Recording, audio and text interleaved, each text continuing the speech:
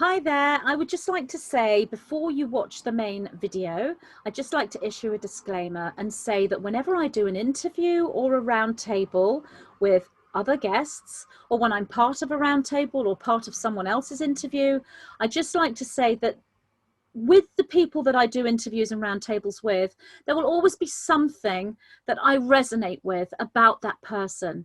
I might resonate with them completely or just partially, but there will always be a connection between myself and that person. I wouldn't be on a round table or an interview with someone that I didn't have that connection with. But having said that, that doesn't mean that whatever the other people say that are on that round table or on that interview, whatever they say, that doesn't mean I agree every single word they say. It doesn't mean that I resonate with everything that they are saying. It doesn't mean that I'm endorsing every word that they say. And I'm sure they feel the same way about me. So I just wanted to put that out there as a disclaimer before you see the main video. But please enjoy the video. Thank you for listening.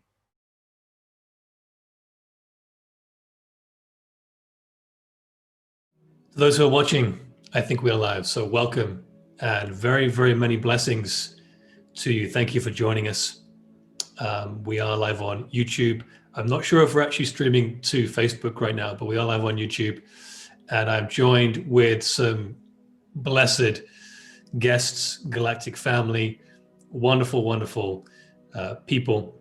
And for the sake of time, I'm not going to give them the lengthy introductions, but I will introduce them. But this is the Age of Pandora podcast, and this is episode 15, I believe. And my esteemed co-host and wonderful friend Kiara, we have moved to the panel of guests today, so I will be moderating, which is going to be a blessed show.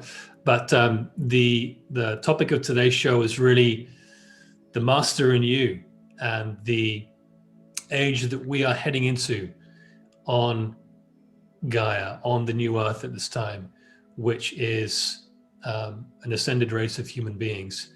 And we're going to chat about lots of things today on this topic. So thank you for being with us. I am joined with some wonderful guests, and I will intro them, and then we're going to get straight into the show here. I'm joined by Marina Jacobi of the Harmonic Reactor, who is doing some quite incredible work with her teachings about the 3D to higher dimensional structure. She's got some wonderful work. Please do go and check out her work after the show. Marina, thank you for being with us, and thank you for your presence today. Thank you for having me. Thanks, everybody. Hello, everybody. Hello, world. We also have the wonderful Magenta Pixie, who is doing also some brilliant work in this esoteric world, in this world of the Great Awakening, and who is working directly with the White-Winged Council of Nine, as many of you already know. And she's doing some brilliant work. And we are blessed to have her, who's got a little bit of a sore throat. So thank you for joining us with that, Magenta. Hi, everyone. And of course, Kiara Windrider, who is on every week with me, my esteemed co-host and great friend, and just the sage-like wisdom that he brings that I learned so much from, who is now on the guest panel today and has got wonderful books out, some books the other people have as well. We're all sort of authors and published in the making here in many, many regards. But Kiara, blessed to have you on the guest panel today, my friend. Welcome. Thank you. And of course, Laura Eisenhower, who is the great granddaughter of Dwight Eisenhower and so much more, and is really, in my opinion, Laura, the absolute depiction of a spirit warrior, and is doing some exopolitical work to awaken humanity and heal people. And she's also an esoteric astrologist and many other things, and is doing some quite brilliant stuff as well. So Laura, thank you for joining us. Wonderful to be here. Thank you so much. And saving the best to last, Jeff Dunphy, who is in the same city as me, who I see almost every week, who is also involved with some profound work, retoolingtheworld.com. Please do go and check out all these platforms after the show, guys. Links will be in the description. But Jeff is doing some just brilliant, amazing work on, has been for many decades actually, on teaching the ascension of humanity, really how to develop the master in you, how to awaken to your genius, how to take back control of your vessel with your soul infused personality in sort of one embodiment, and is doing some wonderful work with these teachings, which I am part of, and is working with many masters, as we all are. So Jeff, thank you for joining us as well today. I am humbled and honored by the opportunity to be here today with the esteemed panel, and thank you very much for your efforts putting this together so that we can change things. Thank you. Well said. Very welcome. Well, let's dive into the show here, guys. There's a lot to talk about. We're going to try and keep things to an hour and a half. I will probably fail in that light, but there we go. To err is human. And I want to share before we begin here on the first topic, what I shared in our pre-show energy work, which was, there's a lot going on right now. We know this. There's a lot of energies going on the planet. Some as empathic individuals, as light bearers, light warriors, as spirit intuitives. We are being affected by some of those energies, and that's okay. That's okay, and it's good, but we must not let them control us.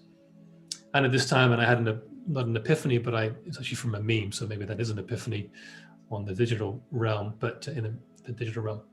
But nature right now, as we are in fall, as we're in autumn, if you're tuning in from Europe, nature can teach us so much. We know that. But at this time, it teaches us how easy it is to let go. We're going to talk about a lot of things today. We're going to talk about topics that are so simple from the teachings of the masters, but not necessarily easy to apply from our programming and belief systems. There's a big difference, and we must bridge that gap at this time, and many of us are. But nature, with the leaves falling, with the season changing, with the temperature changing, with the snow falling here in Calgary, which Jeff is experiencing too, and some of you are around the world, is that it happens. The season happens. The leaves fall, the temperature does change, and the winds blow in. It is that simple, guys, to let go, to let God, and to love. And I'm talking to myself, as I always do. And I wanted to start the show with that preface. But anyway, welcome to you all. Thank you for joining us. Let's talk about our first topic, which is really, and they're all connected here, guys. And I will try and follow the chat as much as I can. But the time that we're in now, the reason why there's so much chaos and there's so much high energy, seemingly so, that we're experiencing is because we're moving beyond the matrix. The matrix is collapsing, and the infrastructure, and spiritually and physically, that has been designed to keep humanity in a channel for a very real agenda is breaking. The walls are coming down. You watching this are responsible for that. So thank you. But moving beyond the matrix, the soul infused Homo sapien. And I want to just sort of direct this first of all to you, Marina, with your wonderful work. And I'm on your 10-day detox of social media right now, which is just powerful. Oh my goodness. Marina, can you talk about how we, whatever you want to share here, how we move beyond the matrix at this time when there's so much in our face? Well, right now, the way the guidance, I'm connected with the Council of Nine, also as Magenta Pixie. Hi, Magenta. And also extraterrestrial groups. So if you look at my material, you will see that most of the materials were coming from extraterrestrial groups and the Council of Nine, which are the Pleiadians, are the ones that gave me extra advanced extraterrestrial technologies. But at the same time, they were teaching about how the quantum manifestation works. So my work is actually more connected how to combine consciousness with quantum physics, So it's very technical when it comes to the particles and the nanostructures, and even artificial intelligence could have a positive timeline of reality, has its own existence. So it doesn't have to be taken completely in the negative. And yet they're using it for the negative, but it has its own structure that can evolve in a positive. So when you combine all this knowledge together, you will realize that everything around you is based on holographic imprints of sound, light, which is actually the God particle. That God particle, it's so potent on structure and vibration that expands to infinite realities and probabilities of structures. And when you know that you are created from that one God particle, so God you are, and you can self-express itself to a different parallel realities and timelines based on structures, then there's no fear. Then you know that all the way you were confirming with the leaves, how they falling from the trees, is simply is. And if you know all that knowledge, and if you know how to combine the structures, your infinite love of creation and combination of consciousness itself. Amazing. Beautiful. Thank you, Marina. Yeah, you're welcome. Let me just turn this echo off here. Wonderful. Jeff, do you want to pick up that as well? Anything you want to add to that? Well, one of the simple messages that the masters have passed down is our connectivity. And one of the things that Marina just said is when you realize that you are connected to the all, to the Tao, as the Taoists would say, to the Force, as Obi-Wan Kenobi would say, you start to realize that we are an expansive expression of consciousness wanting to go home. And the evolutionary process of that is we fall into matter, we wake up from the limitations of matter, and we allow ourselves to move back into that awareness of the one. And it's a process. It's an absolute process.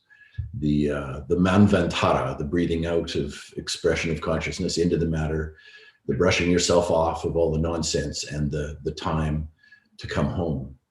And as you know, various of the scriptures talk about this time being the time of revelation, where the light, as Marina just pointed out, the lights get turned on, and you start to realize that you are the manifestation of the Christ consciousness, of the Tao, of the Force. Amazing. I love it. Chiara, do you want to bring anything into that with maybe some of the Inca traditions or some of the things that have come in from your journey? Well, we're definitely coming home to ourselves, home to this planet, home to our hearts, home to each other. And it's such a beautiful opportunity in spite of all the craziness and chaos and madness that we're experiencing around us at this time. It's like, you know, two different views of reality based on how we our perceptions. And what we're here for, I guess, is to change our perceptions. And in changing perceptions, we change reality. And it's a powerful gift that we're given. It's a powerful opportunity to practice being a creator. And you know, I'm so excited to be here on this earth at this time. And you know, sometimes people talk about going home, and I think it's more about coming home and recognizing home all around us, and everything that we do, every experience that we have. And for me, one of the major paradigm shifts is to recognize that there is no such thing as dark and light separate from each other. Yes, we can interpret reality as dark and light, but on the other hand, we also recognize that what we call dark and light is actually two sides of the same coin. And creator consciousness is present in all of it. And so we can interpret everything that's happening right now. If we can do it from that perspective, it changes it and it empowers us. When we get too caught up in the idea of right and wrong, dark and light, it's very easy to become a victim. And, this is something that all of humanity we've been struggling with for thousands of years in our collective human history. And as we begin to awaken, as we begin to embrace the shadows, light shadows, dark shadows, gray shadows, we're recognizing that we're not victims anymore. And so once we really truly get that, I think we begin to change the world externally also. So I'm really excited to be here. This is a challenge that we've been waiting for. This is why we've come from across the galaxies. And it's great to be part of this team of, so many millions of us here right now on this planet. So thank you all for being here. And it's great to be here with this, amazing screen of people. And all of you watching and experiencing and coexisting. Beautiful, Chiara. Thank you. Thank you for sharing that. Just quickly, guys, Facebook wasn't allowing us to stream there. So if you do know people waiting in the Facebook group for the live stream to start there, it won't because they won't allow us to do it for some reason. There's a little glitch, which could be my fault. So please share the YouTube link that you're watching this on with them so they can join us. Laura, do you want to just jump in with anything else from this conversation? Yes. Well, it's amazing to be here. My gosh. And these are really incredible times. And I think what's really important to emphasize, which we all kind of share in our own, different kind of words, is we are in a relationship with everything, a relationship with ourself, a relationship with the earth, with humanity, with the political structures, the power structures in the world. There's another thing that streams through that can disrupt our relationships. And we need to understand the social engineering and all the different, things that prevent us from having the most authentic relationship with ourself, the earth, cosmos, spirit, and understand that we are advancing the human vessel right now. And in having a relationship, we need to understand what is blocking the flow of light, what sort of toxicity or dynamics make it very, very difficult for that circulation to enter all the cells, all the organs, all the energy, meridians that can flow unimpeded without, any blockages or obstacles. And so the mental, emotional, physical, and spiritual aspects all run the risk of having accumulation or contamination. And that is going to block that flow of energy. And if we can be mindful and conscious in our every waking moment, conscious even in the dream realms to the point where we can become lucid, we can see the quality of that relationship. Is it draining us? Is it reciprocal? Is it balanced? Is it harmonious? Or is it drama and conflicting and taking us down into the lower worlds where we're literally hosts for parasites and archons and all sorts of entities?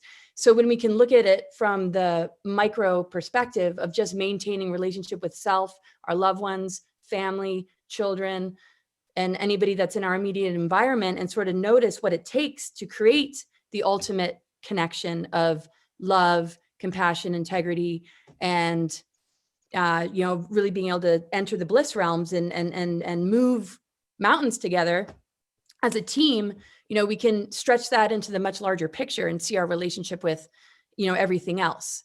Where are those relationships really not serving us? Where does it cause us anxiety and fear? Where do we start to notice our creative channels getting infected by propaganda or stuff that really isn't true to us, that actually makes us feel constricted and blocked, to where we're almost boarding up the energy centers to the light energies that want to penetrate and come through? So to me, it's all about relationship right now, and asking yourself, what is the quality of this relationship? Does there need to be a boundary? Is there a chance for transformation? Or is there something that you can generate into the field in order to help activate a positive response that can bring about a greater connection? And I feel that it's across the board. And what we're going through right now in this dark night of the soul of the human race is breaking the relationship with the old paradigm and building a stronger relationship with what we need to see the world become through taking that stand within ourselves, so that we can have the discernment and we can have the ability to know, who the imposters are, who the robbers are, and who are the ones that are going to steal and deceive. And without having that relationship and finding that Christ consciousness connection, it's very easy to just lose ourselves to everything that's trying to convince us of how we need to think and what we need to do. And that's part of the harvesting agendas and part of how they can manipulate us into creating a timeline that we don't want to see and enabling something artificial. So connect to the true love story within yourself, settle for nothing less than true love, and you'll begin to know who's really on your side and who's not. And if you participate in your part of the relationship and you just don't sit back and expect somebody else to do all the work for you, you can build the most beautiful connection, which begins to sort out our scrambled fire codes, because the true nature of upgrading our DNA is that sacred union alchemical marriage, and has to be in all forms within ourselves first. I think we can end the show there, can we? Beautiful. Thank you for all that. Wonderful, Laura. Magenta, I want to tiptoe across to you. Well, I just like to say I'm still really blissed out from that meditation that we did before you went live. And David, I'd just like to say you have the most perfect voice for meditation and for taking others through a meditation, and such resonance is very powerful. But in answer to your question, apart from agreeing with everyone, I feel looking at the multidimensionality of life in all things. So when you are working with the spiritual energies, being aware of what's happening on the physical level, when you're caught up in some kind of physical linear experience, be aware of the multidimensionality of that and what it may mean in so many different ways. Listening to the body.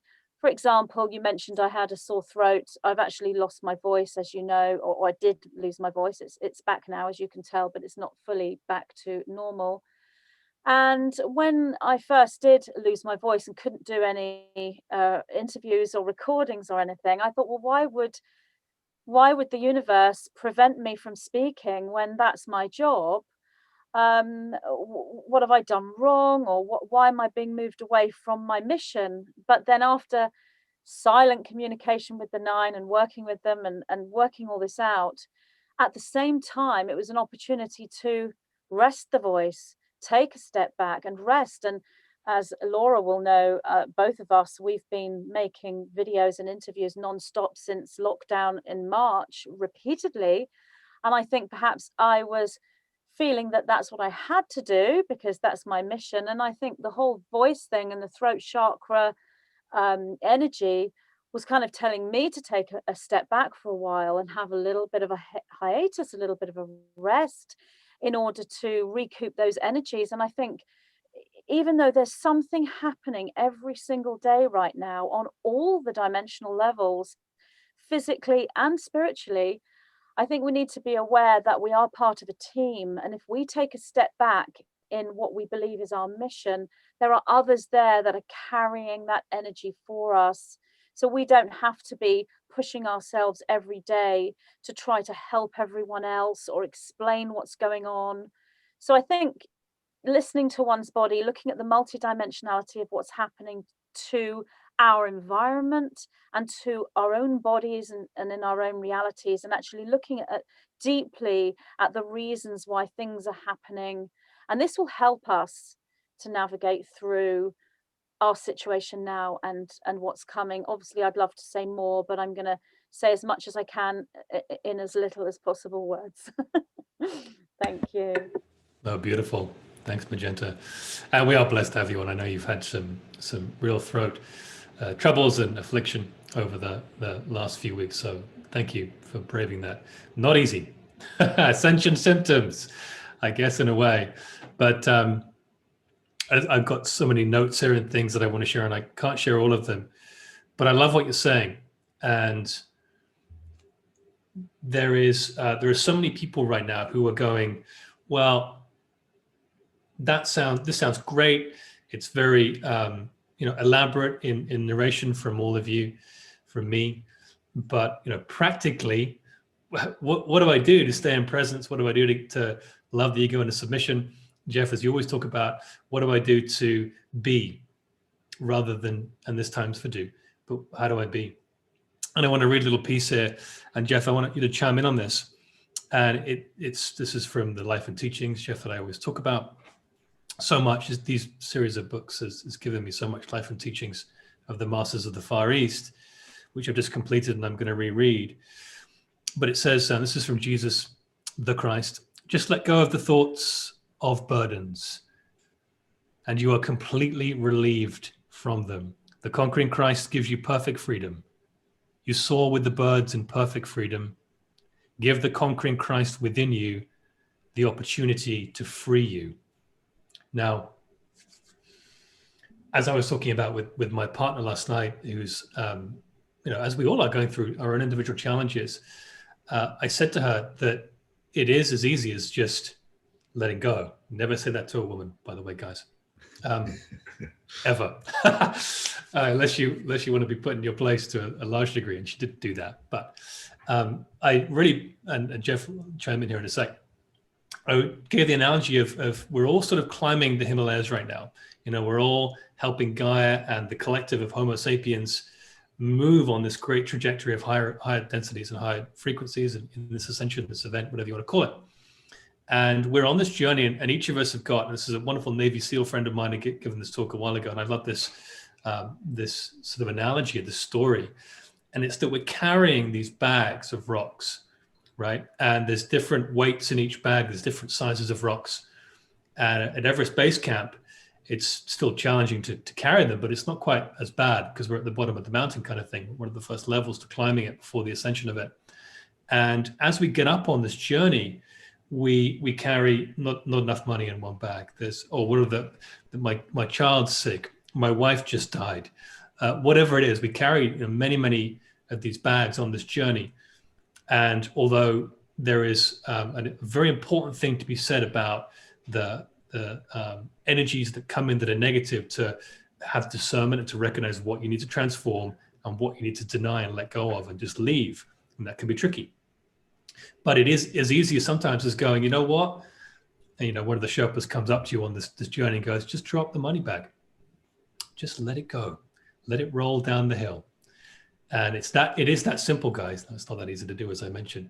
But Jeff, as we come into this journey and we are fought hammer and nail by the ego mind, by the intellectual mind, there is so much to be said for learning how to love the ego into submission, but to act through presence. And I'm just going to leave that and let you share whatever you want to share on that particular piece. We speak in retooling about how to loosen attachments, right? To get attached to detachment and get detached from attachments. And oftentimes when people wake up, they wake up to this idea that the ego isn't necessarily the boss, it's a servant. And when you come to that conclusion, you start to realize that there's something of a much bigger nature driving things. And so, I don't know where this came from, but it just presented itself now. And it's like something's happening. The car has challenges. A relationship goes sideways. Family matters rise up and stuff. And if you can stand and get really quiet and just go plot twist, and then act as the director and the screenwriter and say, okay, how am I going to deal with this plot twist? Then you start to get that it's kind of like flowing down a river. It's whitewater rafting. Oftentimes people want to get into the river and paddle upstream. Like, why do you want to do that? What's the message? Let's not fight with the reality. Let's figure out how to rewrite the script. And it's an ongoing task. And the only way to do that is to be present and sort of figure out what's the way to act in presence in order to accommodate whatever lesson's being presented to you. So yeah, we're going through some big, challenging times. And in the very same breath, it has purpose. So we say when people are on the path and they start to figure out what their true selves are, they can put up with the pain and the upset and the consternation of life because they realize that all of these things give purpose to their journey. And that's always something that's quite conciliatory when we're going through super challenging times. Beautiful. I totally agree. Yeah, Marina, your last Saturday show was just excellent. Really, really good with those wonderful codes from the 9, that DNA and code sort of transmission. And as I mentioned, I'm on this 10-day detox from social media with you. But can you speak to some of the things that maybe you're doing, or some of the Council of 9 are really advising people to do at this point to hold that vibration, the physical, practical things? Well, thank you. Thank you so much. Wonderful answers. The whole thing here is when we going through the platforms of different realities, since consciousness is basically going to the next level, all the vibrational sequences into the matrix are increasing rapidly. But when they're increasing, since your consciousness itself, also your molecular structure is increasing. Usually the way they teach me is based on structures and particles, because when you know the chemistry and the alchemy of creation, you can be able to control the realities. That's also the chemistry of everything, the metaphysics of it. And if you are able to construct and deconstruct these realities the way you were teaching us through the quantum manifestation protocol, you are utilizing every single reality based on your choosing. No matter what's happening, you have a way of finding the center within the storm and switch the platforms with different frequency vibrational sequences based on your actions, thoughts, and emotions. And this trinity creates a magnetic and gravitational field within the structure itself, which is your own matrix that you're projecting, that expands, but is shifting towards reality timeline based on a higher resonances where higher consciousness it's moving towards. Because consciousness is moving through the entire structure, not only through positive and negative. Within the structure, there's no bias. It simply is.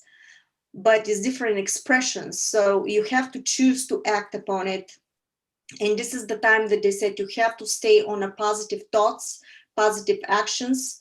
This is the reason why so many people like us, if the wonderful panelists today, I'm honored to be between you all guys. I see explosion of people like us coming together with a unity structure so we can express and really hold that particular vibrational sequences, because each one of us right now, since we're talking quantum structure, is holding within the matrix of everybody that is watching specific resonance sequences. Laura, Magenta, Jeff, David, including you, including me, and everybody that is here. That resonance creates a structure of certain unity matrix right now as we speak. And that resonance, when each one of us expresses that knowledge, becomes a resonance sound wave within the structure for everybody that is listening right now. You actually downloading these codes into your matrix and activates your DNA in a higher resonances. Because within the structure itself, you actually projecting each one of us right now to create the next momentum of reality. And once you know that, you will absolutely be downloaded and helped through the process to move forward because you chose to do so.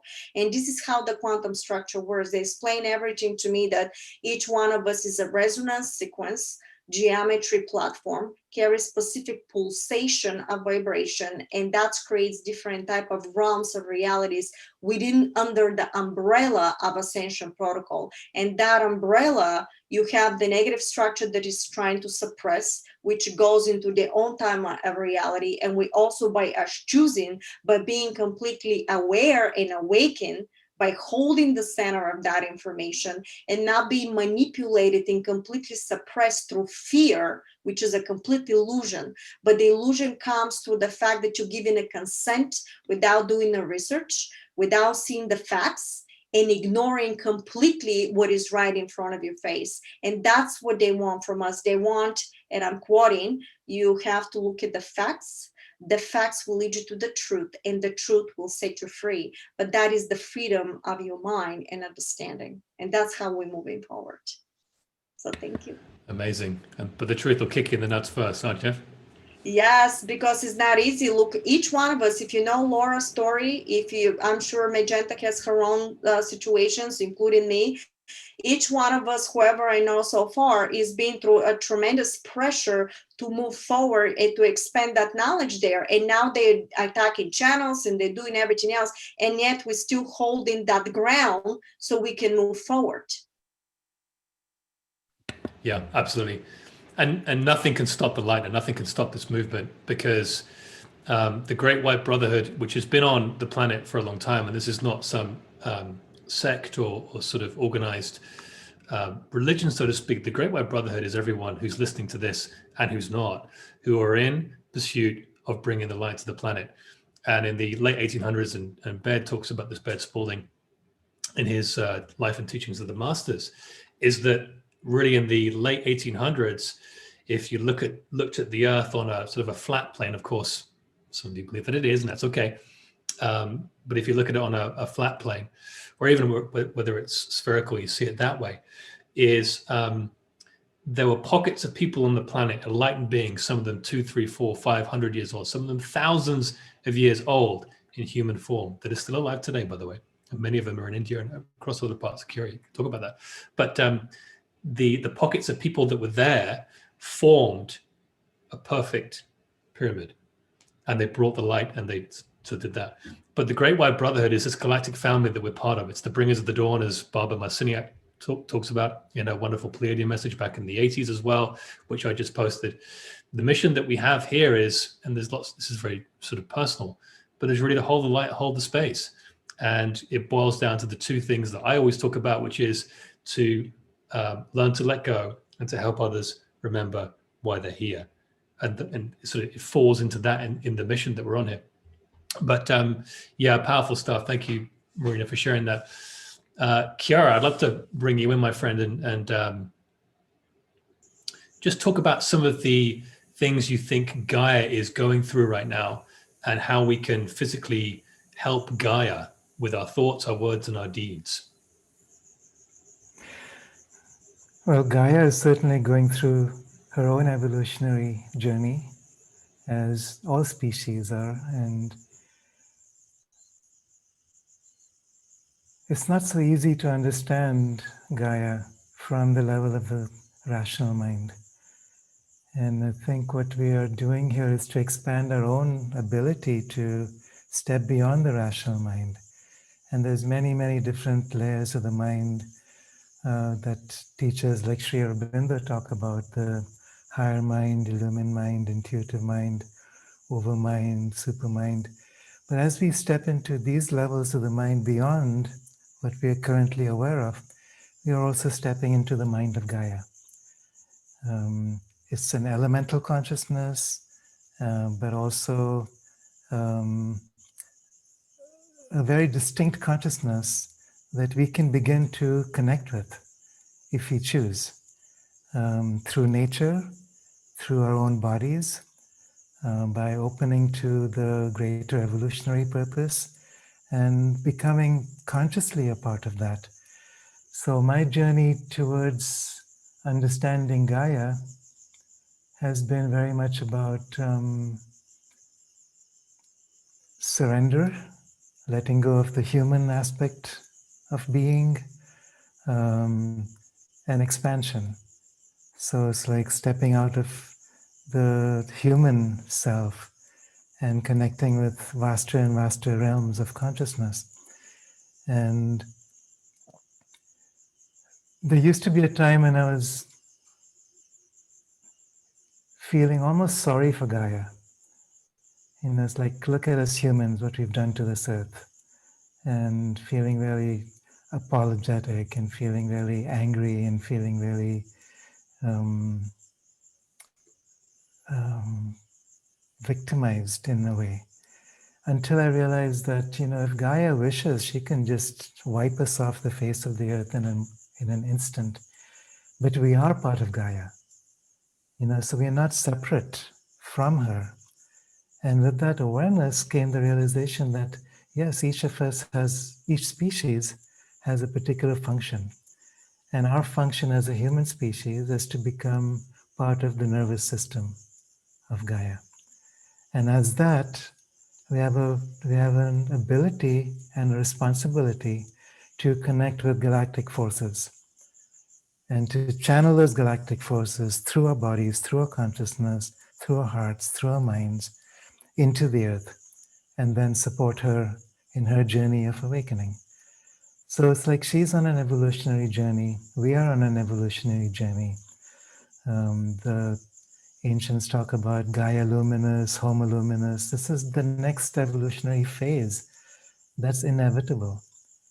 And every time we go from one phase to another phase, there's a moment of transition, like a caterpillar becoming a butterfly, there's a cocooning. And that's the stepping into the mystery. It's moving away from things from a way of perception, from a way of identity that we have become familiar with, into something that's totally unknown. And what makes this time so unpredictable and crazy is this unknown. And there's something beautiful about the unknown if we allow that. There's something beautiful about allowing ourselves to just merge consciousness with Gaia, to let go of our humanness. What does that mean?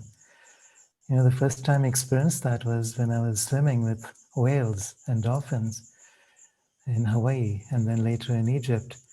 And I do this every year now. But in letting go of that humanness, we become part of something much greater than ourselves, which is one step towards becoming part of Gaia, one step towards supporting her in her journey and listening to what that's about. And we can certainly support her in this journey, but we also need to listen very humbly to what she needs, rather than imposing our ideas of what she needs upon her.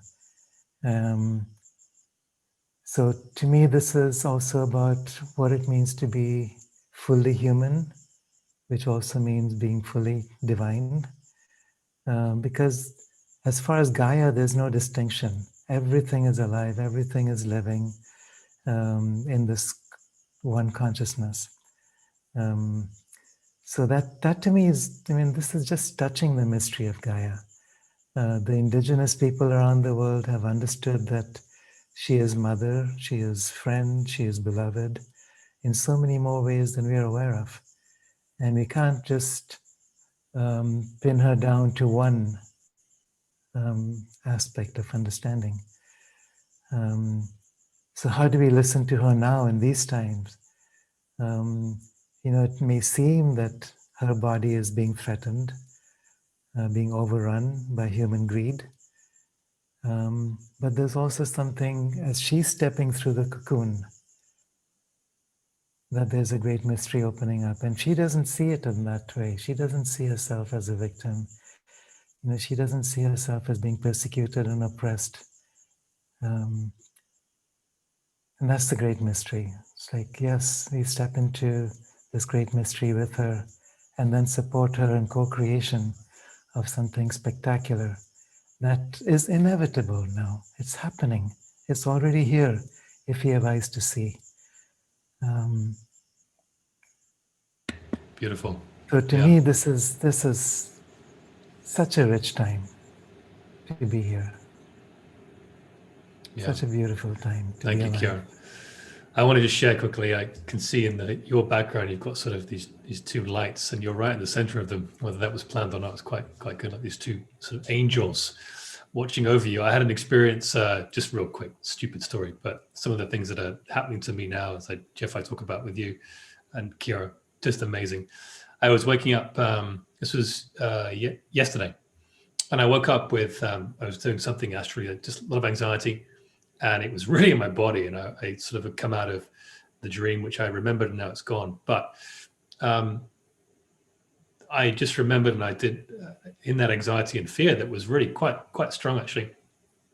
I just did a Christ consciousness invocation, and then I called in, and I didn't even think about this. I just did it. I guess this is the spiritual push-ups, Jeff, that we talk about. Sometimes you just do it because you do it so often. And I called in all my guardian angels, all my galactic angels, all my guides, and any other angels that want to be here now, just to bring in protection and peace to me. And I was pretty awake at this point, and the room got brighter slowly. It got brighter and brighter and brighter and brighter. And it reminds me of what's behind you, Kira.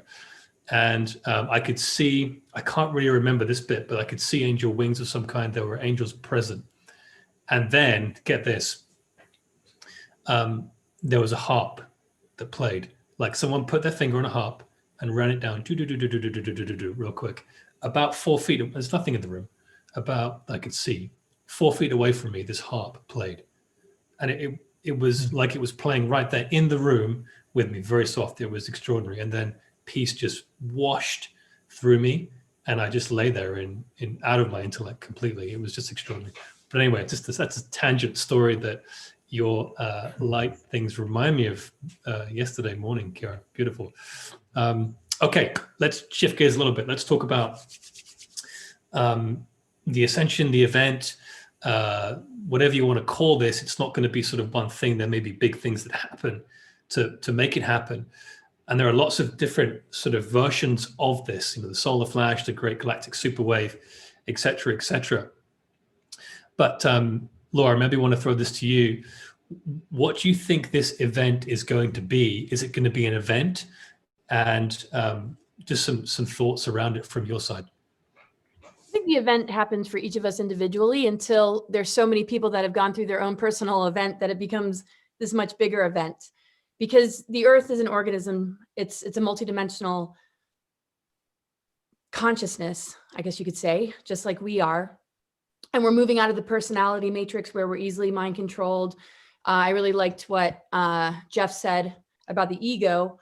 It's either, you know, it's been operating as a boss, but it's really a servant. And our physical vessel is a container for the multidimensional and all these other aspects of self in order to bring this, you know, energy of the divine in to give us that event of not letting the negative ego constructs control us anymore or suppress these things coming through, because it's always been there, but we've been taught to turn the other way or put our attention on something else through energetic cords, maybe to, you know, an external source to connect to God, or a teaching or a distortion that just kind of misses the mark.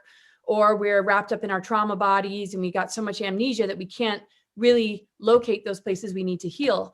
And so when we bring consciousness to the unconscious parts of ourselves, we begin to see what's going on behind the scenes. And we're doing that on the planet and seeing what's been operating behind the scenes of these, you know, different power structures and these, you know, different world wars and all the false flags and psychological operations, hidden secret space programs, ET abductions, benevolent extraterrestrial presences, and just like the full picture. So when we go into the dark night of the soul of ourselves and we recognize the much larger picture, the two kind of go hand in hand, because as we deprogram, we have to kind of deprogram through seeing what's behind, you know, closed doors. And these closed doors are like gatekeepers, and they're seals and frequency fences as well in our DNA, and also that encase the planet.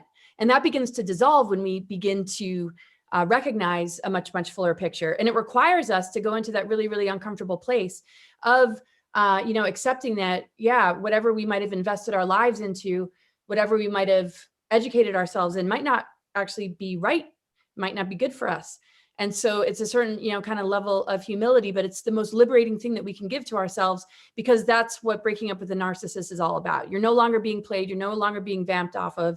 And that is such a huge event when people go there and embrace and absolutely love unconditionally, you know, the painful part of, you know, facing those dark aspects of the world and ourselves, how we participated with it unknowingly. So I think it's an event that each of us go through. When I read people's charts, I kind of notice, you know, different stages in their life where they had that, you know, moment of, you know, clarity or awakening. And, you know, as long as we can hold ourselves consistent to it and keep up with the energy maintenance, knowing that we don't ever really arrive, we have to just keep, you know, the maintenance going and learn how to shield ourselves and learn, you know, ways to support the physical vessel in being able to integrate what's already happening on a cosmic and earthly level. We've been in this window period for quite some time, and it's taken different forms and stages. So the timeline shift really happened, I feel, in 2010 when the sun started to move through Ophiuchus. And that is the 13th sign. November 30th to December 17th is when we start to move through that 13th sign, which is coming up. And that's ether element. very purifying. And that's been in reversal codes, and we've been unable to really step into that. So for the last 10 years, we've been in this slow purification process where all this stuff is being exposed, all this stuff is being purged out. We're going through a global detox personally and collectively. And there's a point in which that event happens. And all of a sudden, we have that moment of realization that, none of this is external. Even extraterrestrials aren't. We are all a part of this greater unified field, but diversity and harmony is the only way we can achieve oneness, because if we lose our sovereignty, then we're playing the same patterning over and over again. So some of these realizations will start to really bring people into a whole nother frequency. And I call that, like the override frequency.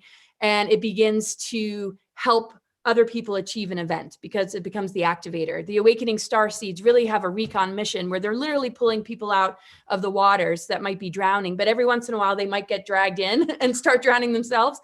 So, it's like, okay, wipe yourself off, everything's fine. But when we just really, really see what the priorities are and we drop the theater matrix facades, that to me is the event. And it's really, I think, going to be huge December 21st when the Jupiter, Saturn, and Aquarius conjunction happens. And then we'll start 2021 with Uranus square Saturn, where literally Saturn's holding on to Uranus for dear life.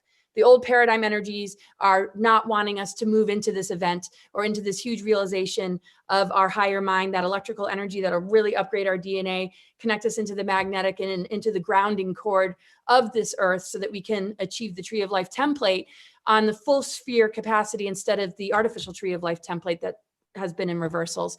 So as we cross over December 21st and we begin to amplify that Uranus Aquarian energy, they're going to try and hold that with the Saturn square and pull us into the shadow side of it, which is the dark technologies, the AI, the transhumanism, and any shadow element is unconscious. And the shadow work is to go into that unconscious space. And the unconsciousness of humanity is, that will solve our problems. We need to be masked. We need to do all these artificial synthetic things to solve the problems, when the highest octave of Uranus is, wait a second, we're sovereign beings. We're in this greater flow with, the cosmos and spirit and Gaia.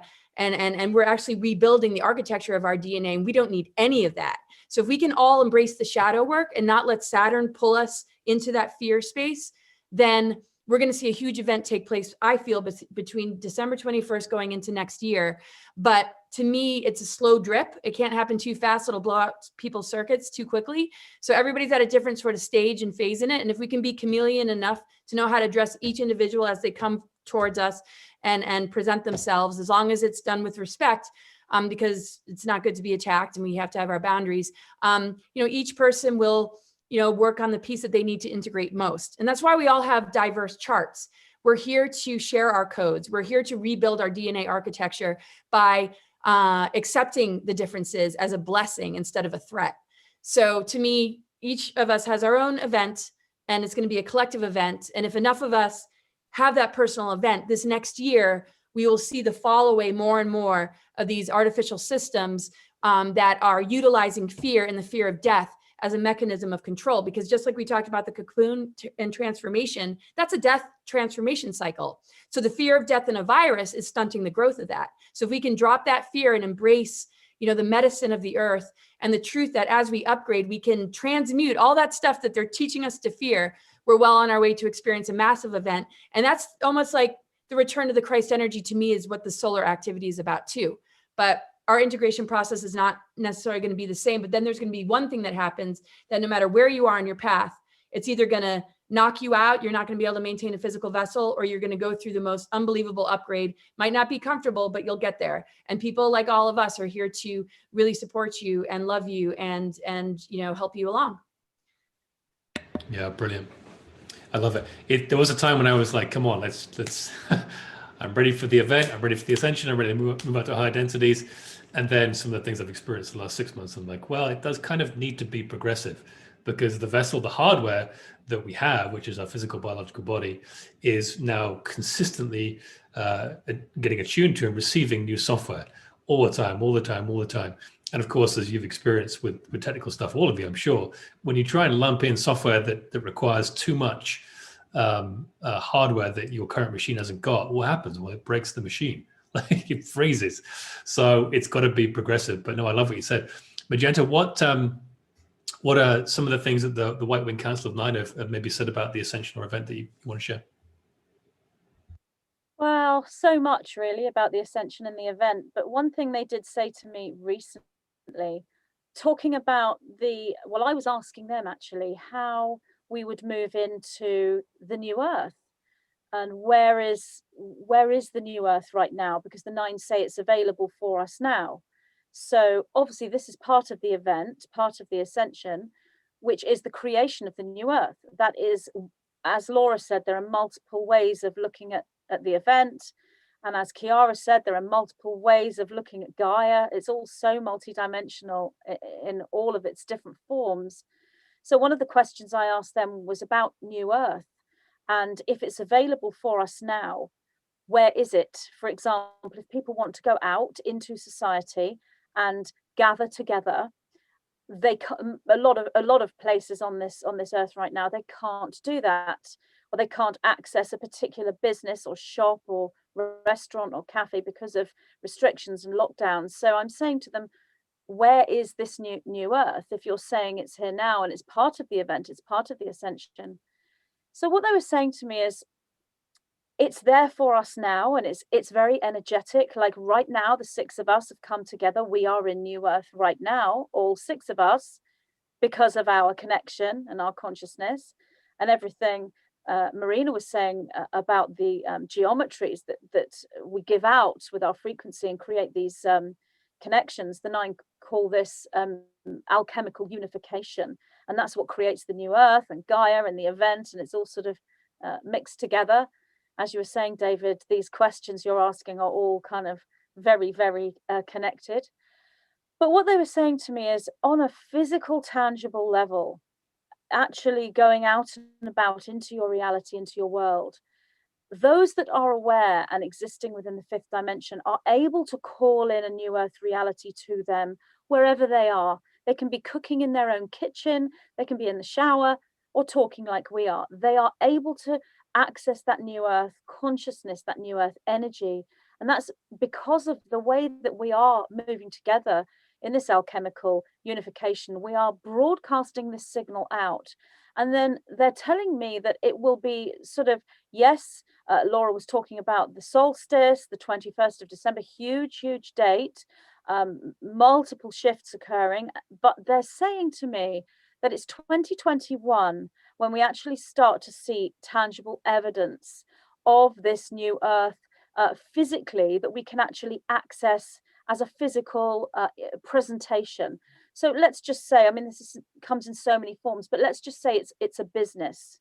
So what they're saying to me is, we're going into some kind of what they call a Robin Hood reality, as in not so much Robin Hood taking from the rich and giving to the poor, but where abundance is shared organically and magically and naturally, whereas those who have built their business upon greed and corruption, they will not sustain with abundance and with financial abundance. Those structures will fall, but this does take time. And then you will have these other individuals who are of purity and open heart, and their abundance and their business does sustain.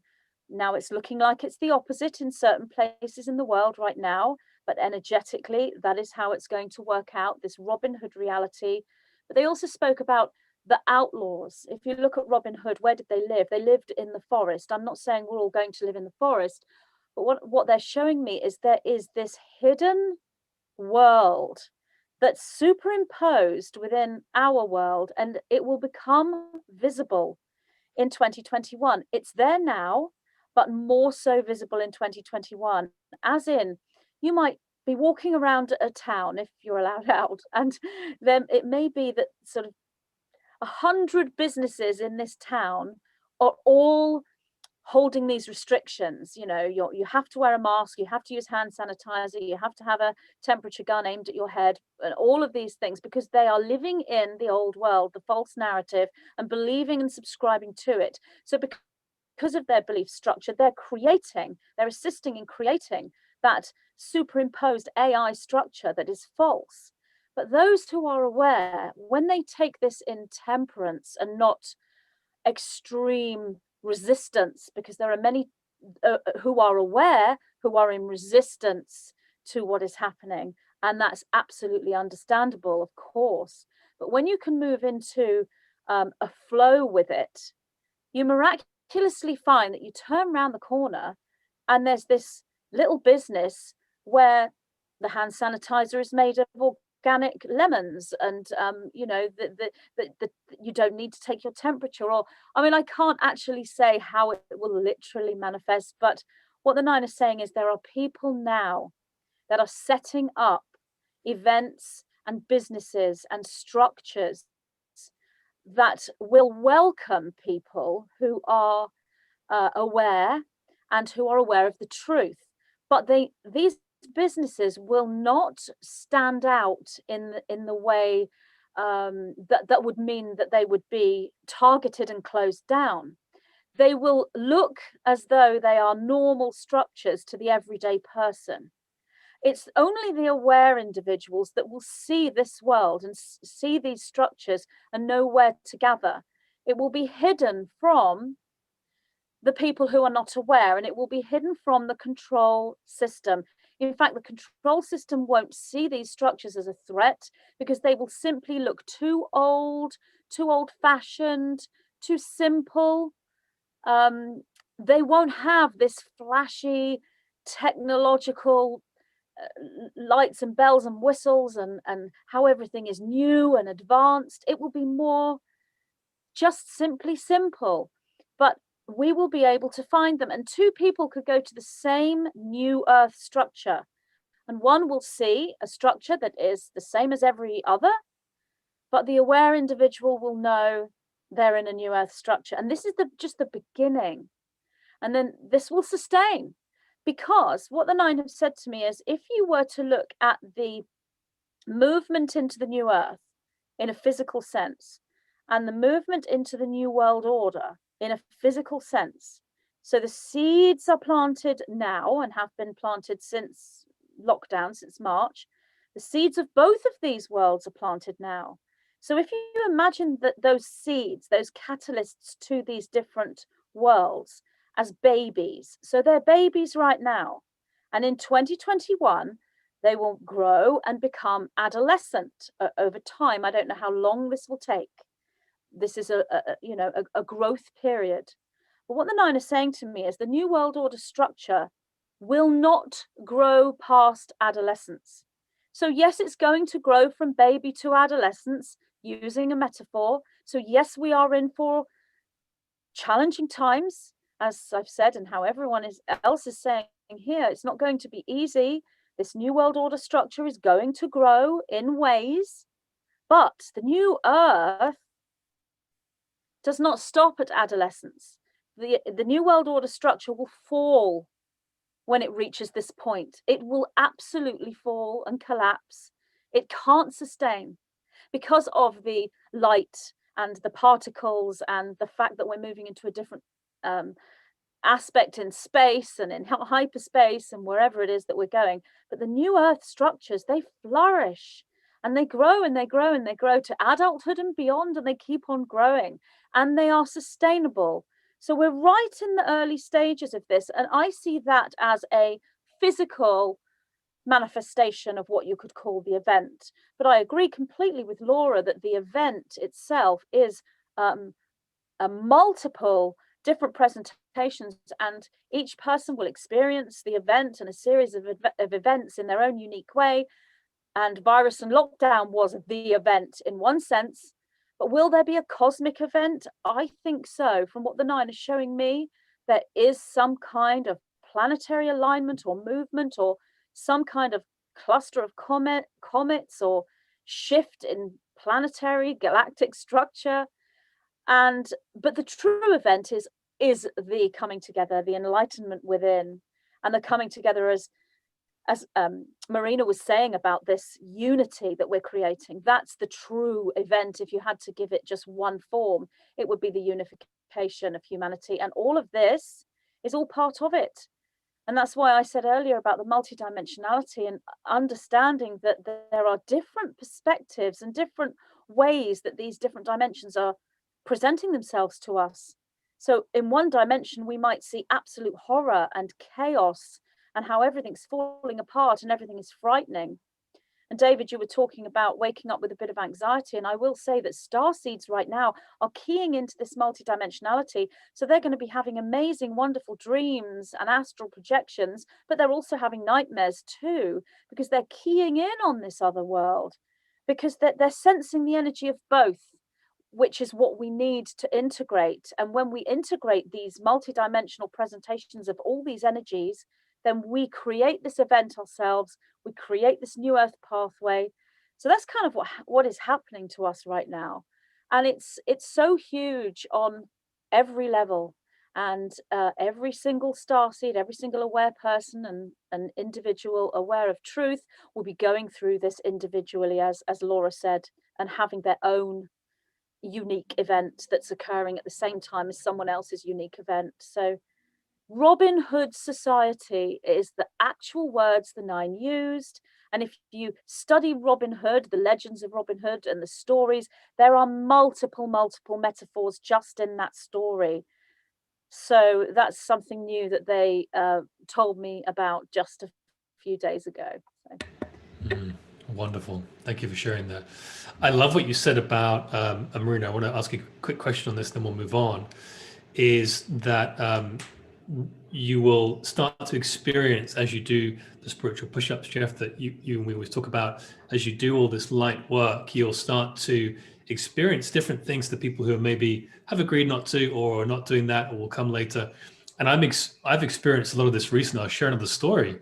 And Jeff, I've shared this with you and Kiara too, is that when I was traveling in the States recently, Nicole and I, we would go out and we'd be invisible to people. We'd almost invisible. And this happened over and over and over again. It was quite extraordinary. And we would perform sort of these Jedi mind tricks on people completely inadvertently, like we didn't know what was going on. And this is part of it. This is part of the light that you will present to the old structure. It'll be very different. It'll be different. It'll be recognized different in different eyes. And anyway, so I'm experiencing that right now, and many of you are. I know you are, because you tell me. But Marina, with regards to the new structures and new businesses and things like that, I love what you do so much, and so many people do, with energy philanthropy. How much is that going to play into some of the physical structures like businesses and things like that in the new earth, do you think? Well, the council was teaching the energy philanthropy because the fact that you are giving from the heart without expectations, it's a specific resonance that is connected with the heart structure. Because through the quantum field, when you are the one that got particle and projecting everybody in it, is nobody outside of you.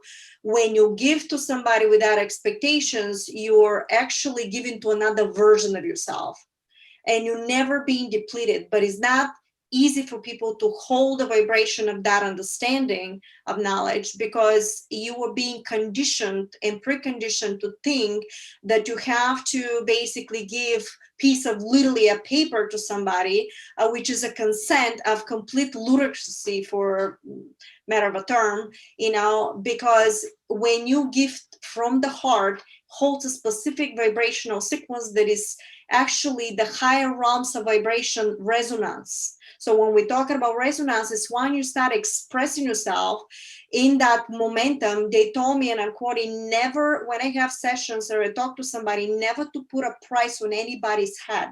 And this is exactly what they told me, because they said, you need, since you're the quantum structure and you project everything, you do not want input output. Now we're talking here metaphysics, input output in your hologram, where when you express something, it's mimicking immediately like a mirror image in your holographic matrix. And you don't want any blockage of holographic imprints to the mirror image to give back that sound wave back to you for manifestation. Because if you have expectations, the expectation has a holographic imprint before getting back into your true self, the core of your vibration. And we're talking here quantum structure, so it's layers upon layers of frequency vibrations, and you want everything to be in neutrality in a center. So when you got the mimic back from the quantum structure of the mirror image, everything to manifest very quickly. And when you hold that vibration, this is how there's no time. This is how everything is started manifesting quicker and quicker and quicker, because they already told me that consciousness already made it. Basically, human race already made it, and it's fractal momentums. Each individual of planet Earth already made it, but you just have in a dream state now in a fractal momentums. Each individual is running in their own platform, and more you do from the heart, more and more you give in, more like collectively we combine it with our energetic fields and exposing what's really happening, because you cannot reject the structure, but guess what? We can transform it. And when you transform it through the knowledge, you transform it with the high resonance, where all these new platforms of the new earth, so-called, already pre-exist. But guess what? Because your consciousness, you already are the new earth, and you're running program within the program, the way you have, for example, frequency, vibration, sound, but the sound has the multiple layers of sub-sounds inside. And this is in the Harmonic Reactor book that I have. All that frequencies of sub-sounds of vibration, of tonality, which are all running on. So we're all moving. Why? Because consciousness is moving to the next level, not only from the positive, but also from the negative side. But you have the choice to consent or not consent to what's happening. If you don't consent and you don't want to act in a positive, then you're starting to create these resonances that is pulling you towards completely different timeline. And I'm quoting, they told me eventually that timeline will separate for itself unit, which is going to be, I'm quoting, God help the ones that give consent to that one, basically decided to consent and decide they're going to have a horrible timeline of experiences, while you and I and everybody else that tune into choosing a positive move into completely different experiences. But they told me that the one, that's a quantum structure and a matrix, the ones that are going into the negative structure and chose to do so, there is a virus, and the virus is based on, they may build a technology that completely will destroy them. There could be a planetary shifting that is completely gonna blast the planet. Multiple realities, because the 3D structure that is splitting out right now is based on Archon, artificial intelligence, which was the negative structure. And they were maintaining through certain technology and other super technologies this type of a timeline.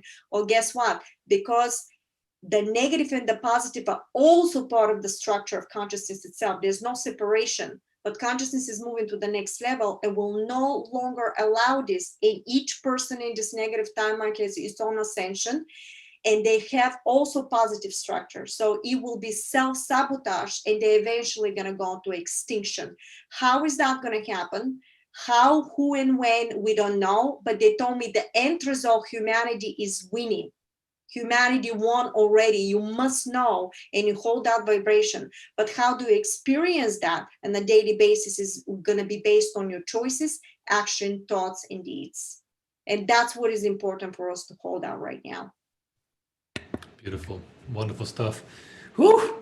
My goodness. Thank you, Magenta. Magenta, you said it great, great. Laura, you too. Oh my God. So I'm so blessed to be here between you guys. So good. Right on. Magenta, I'm not going to bring you back in just yet, but Penny Lane says you have the most beautiful eyes. Ooh. There you go. Oh, thank you. Oh my God, thank you. No, to Magenta, not you, Marina, but you do too. We all do. All right, Got beautiful eyes. No, I But sound thank terrible. you. You all do. You all do. Okay, let's shift another gear here. It's difficult to keep you all these wonderful minds involved. The birth of the master in you. It's a big title. And Nicole was on a Zoom call with, I think, Imani and Dr. Christiane Northrup the other day. And I think it was Imani who said that humanity is kind of at about 38% dilated with the birth that you have or something. Hopefully we're more along than that. But many of you women who have gone through birth, I can't speak to that, but you're amazing. But Jeff Dunphy, who is, and we all are, but I'm so strongly involved with, blessed to be so, with the teachings of the Christed Homo sapien, the master in you in this new earth. Can you talk about, I guess, what the master in you means, Jeff, and maybe some of the mission that you're on to help people understand this? That's a big question. I think one of the things that Laura so eloquently pointed out, And one of the things that all of us are dancing with right now is becoming aware of the aspect of what we really are versus the aspect of what we think we are. And I think that's detaching yourself from your egoic identification, but also in the same thing at this particular stage in our development, many would think in terms of the duality that you need to kill out your ego. Well, you don't necessarily need to kill it out. You need to sublimate it into alliance with your higher self. And when it becomes a perfect instrument, we talk about perfect instrument in the hand of God, you start to lose the filters that are contrary to your Godhead, your mastery. And I think one of the things that Laura very eloquently pointed out, and also Magenta just said, that when you start to allow the master in you to flow through you, unencumbered by your programming, unencumbered by the hypnosis and the nonsense of society, you start to see the perfection in everything, and you start to see the Godhead in everything, and you start to see Gaia in everything.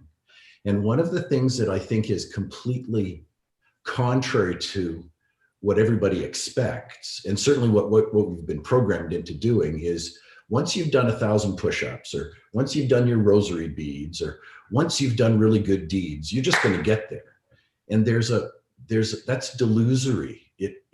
Once you've tithed all your money to the church, all of that stuff is wearing out and dissolving, because as Marina just pointed out, the nature of everybody waking up is going to separate the non-master egoic vehicle from the mastery that you reside in.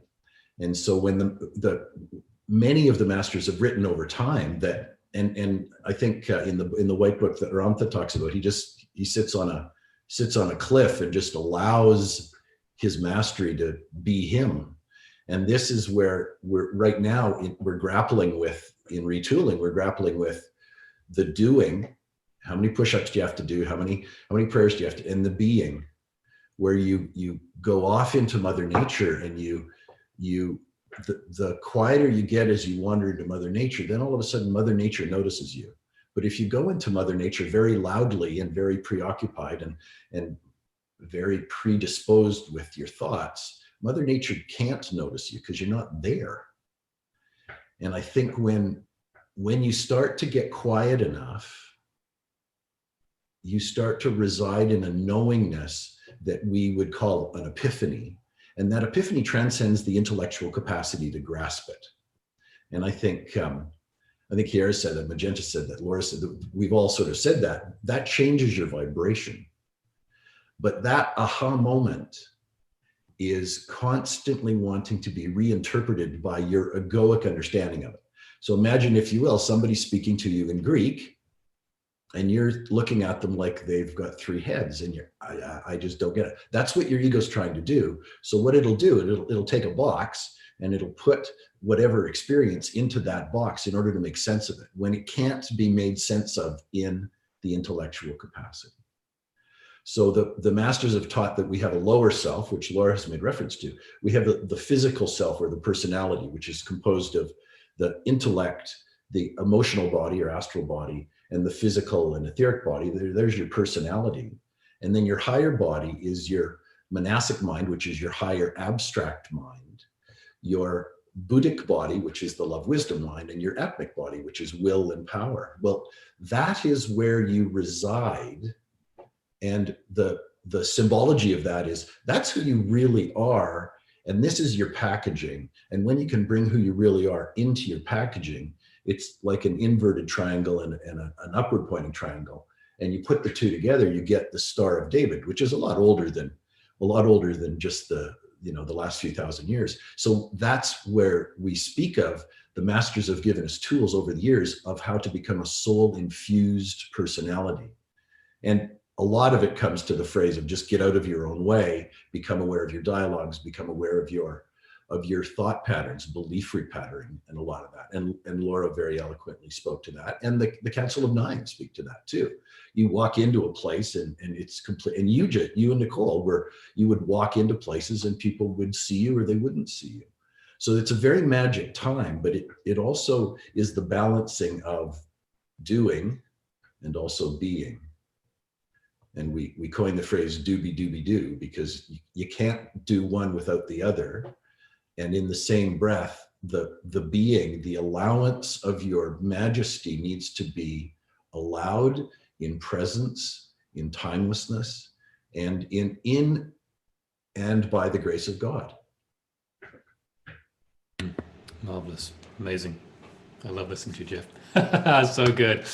Kiara, what's your journey with this, with the birth of the master in you? And of course, you've been on this, as we all have, been on this path of self-discovery and birthing the master in you for so many years, and you've shared so many wonderful experiences with me and with our guests and audiences here across our Age of Pandora series.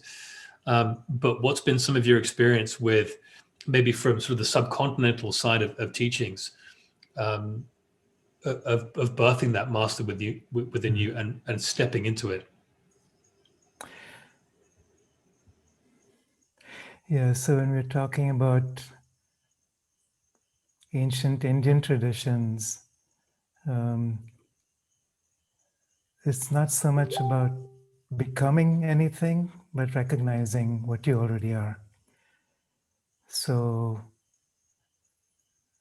who I am is consciousness, and there's qualities to consciousness which have to do with love, wisdom, power, beauty, and all of those things that can be manifested in outer reality. And then, as Jeff was saying, there's the primordial aspect and there's the human packaging. So bringing those two together. And how does that happen? This is the practice, to continually be aware who I am and what I am. Who I am, referring to that primordial self, or just consciousness. And then what I am is all the qualities of humanness, the mental, emotional, egoic aspects of myself. But part of it is shifting identity from the personal self, where I imagine that this is who I am, the memories, the thoughts, the feelings, the history, to recognizing, okay, this is how I appear to be in this reality, but who I am is unnameable. And so once we are really able to hold both at the same time, that's the development of mastery. And what it also means is that you become simultaneously multidimensional. So you're not locked into one body, one dimension, one perspective, one appearance, but you're also experiencing all of it at the same time. So you're looking at the world as it is today, for instance, and you can see that there's chaos, there's things that are happening on the outer levels that are painful. And at the same time, you can also see the perfection. At the same time, you can also see that we've already transcended into a new earth consciousness. At the same time, you see the supramental world that you're bridging into, which is not separate from this world. So, earlier people were talking about timelines, and we're talking about events, major cosmic events. And I think if we can hold those together, so the events that we experience have much to do with the timelines that we carry. They're personal timelines, but they're also collective timelines. And, Laura, last time you were talking about the organic ascension timeline versus the artificial timelines. And I think this has been something that we've been going back and forth for a very long time. And we're beginning to converge together into the new timeline, the ascension timeline. And as we shift into that, what we experience as the event is going to be very different from what we would experience from the old timeline. So for instance, we talked about galactic superwaves. So this is like a 12,000 year pulse from the center of a galaxy that moves out through the Milky Way as cosmic rays, gamma rays. And as it moves through our solar system, it energizes events within our sun, which then liberates itself as micronova events. And then we experience that on this earth as magnetic reversals or cosmic ray implosions. But how we experience it is different depending on what level of consciousness we're at. So for instance, last time this wave came through 12,000 years ago, we experienced a sinking of land masses, the end of a cycle of history, the Atlantean period. And we started all over again in many ways. And we're exactly at that transitional point now. So have we shifted into the new timeline strongly enough that when this next wave comes through, whenever that is, and I think it's not one single event on a collective level, but a series of events. But I also see that there's a period of time, a window of time through which all of this will happen for collective humanity and the earth. And, within the next 20 years, 25 years, we're going to see all of these playing out. And by then, as these things begin to happen, I think it's like a dance movement. There's an event which shifts consciousness and timelines, which allows another event to take place, another dimension, which then shifts us some more. And it could be that, with December 21st this year, there's a preliminary event. Maybe, the Aboriginals talk about the magic box, which is a Pleiadian technology that allows us to actually shift collective consciousness in harmony with Pleiadian technologies. That could be one event, and then there's a magnetic reversal that takes place. And when magnetic polarity shifts happen, it also affects our relationship with different bodies. So each of our bodies is connected to the magnetic fields of the earth. And the relationship between the different bodies has to do with the overall magnetic field. And as that changes, it changes the relationship within us, which allows us to maybe shift out of our temporary human identity into this primordial consciousness, the divine self, and then re-enter into the human identity in a completely different way. So I feel like we're charting new possibilities as we go along. But if we can hold the big picture as much as possible, Sri Aurobindo, who's a mystic and yogi from India in the last century, he speaks about supramental force descending upon the earth. It's a unified field, and it's inevitable. It's already happened. It's already moved into the inconscient region of the earth and is now bringing to life what needs to move step by step. But as this happens, he says there's also going to be a supramental catastrophe. And what does that mean? It's not like a huge, big, global catastrophe in the way that we might imagine. What it means is that because of this unified light, whatever catastrophes we might experience in response to physical events would be much less destructive than what would otherwise happen, just because of the nature of this unified force. So it begins to depolarize the world, depolarize darkness and light, and our perspectives on reality.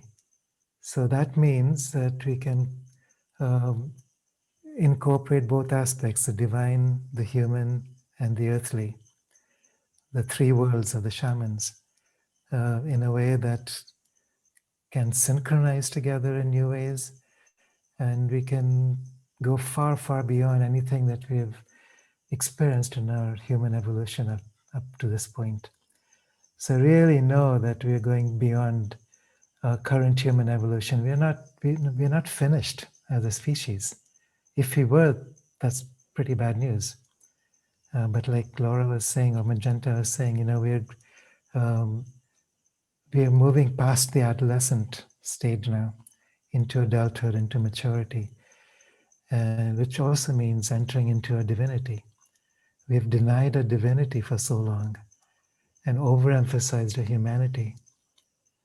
So now we get to experience both at the same time, which is the next phase of our human evolution and Gaia's evolution as well, because we are equally a part of Gaia.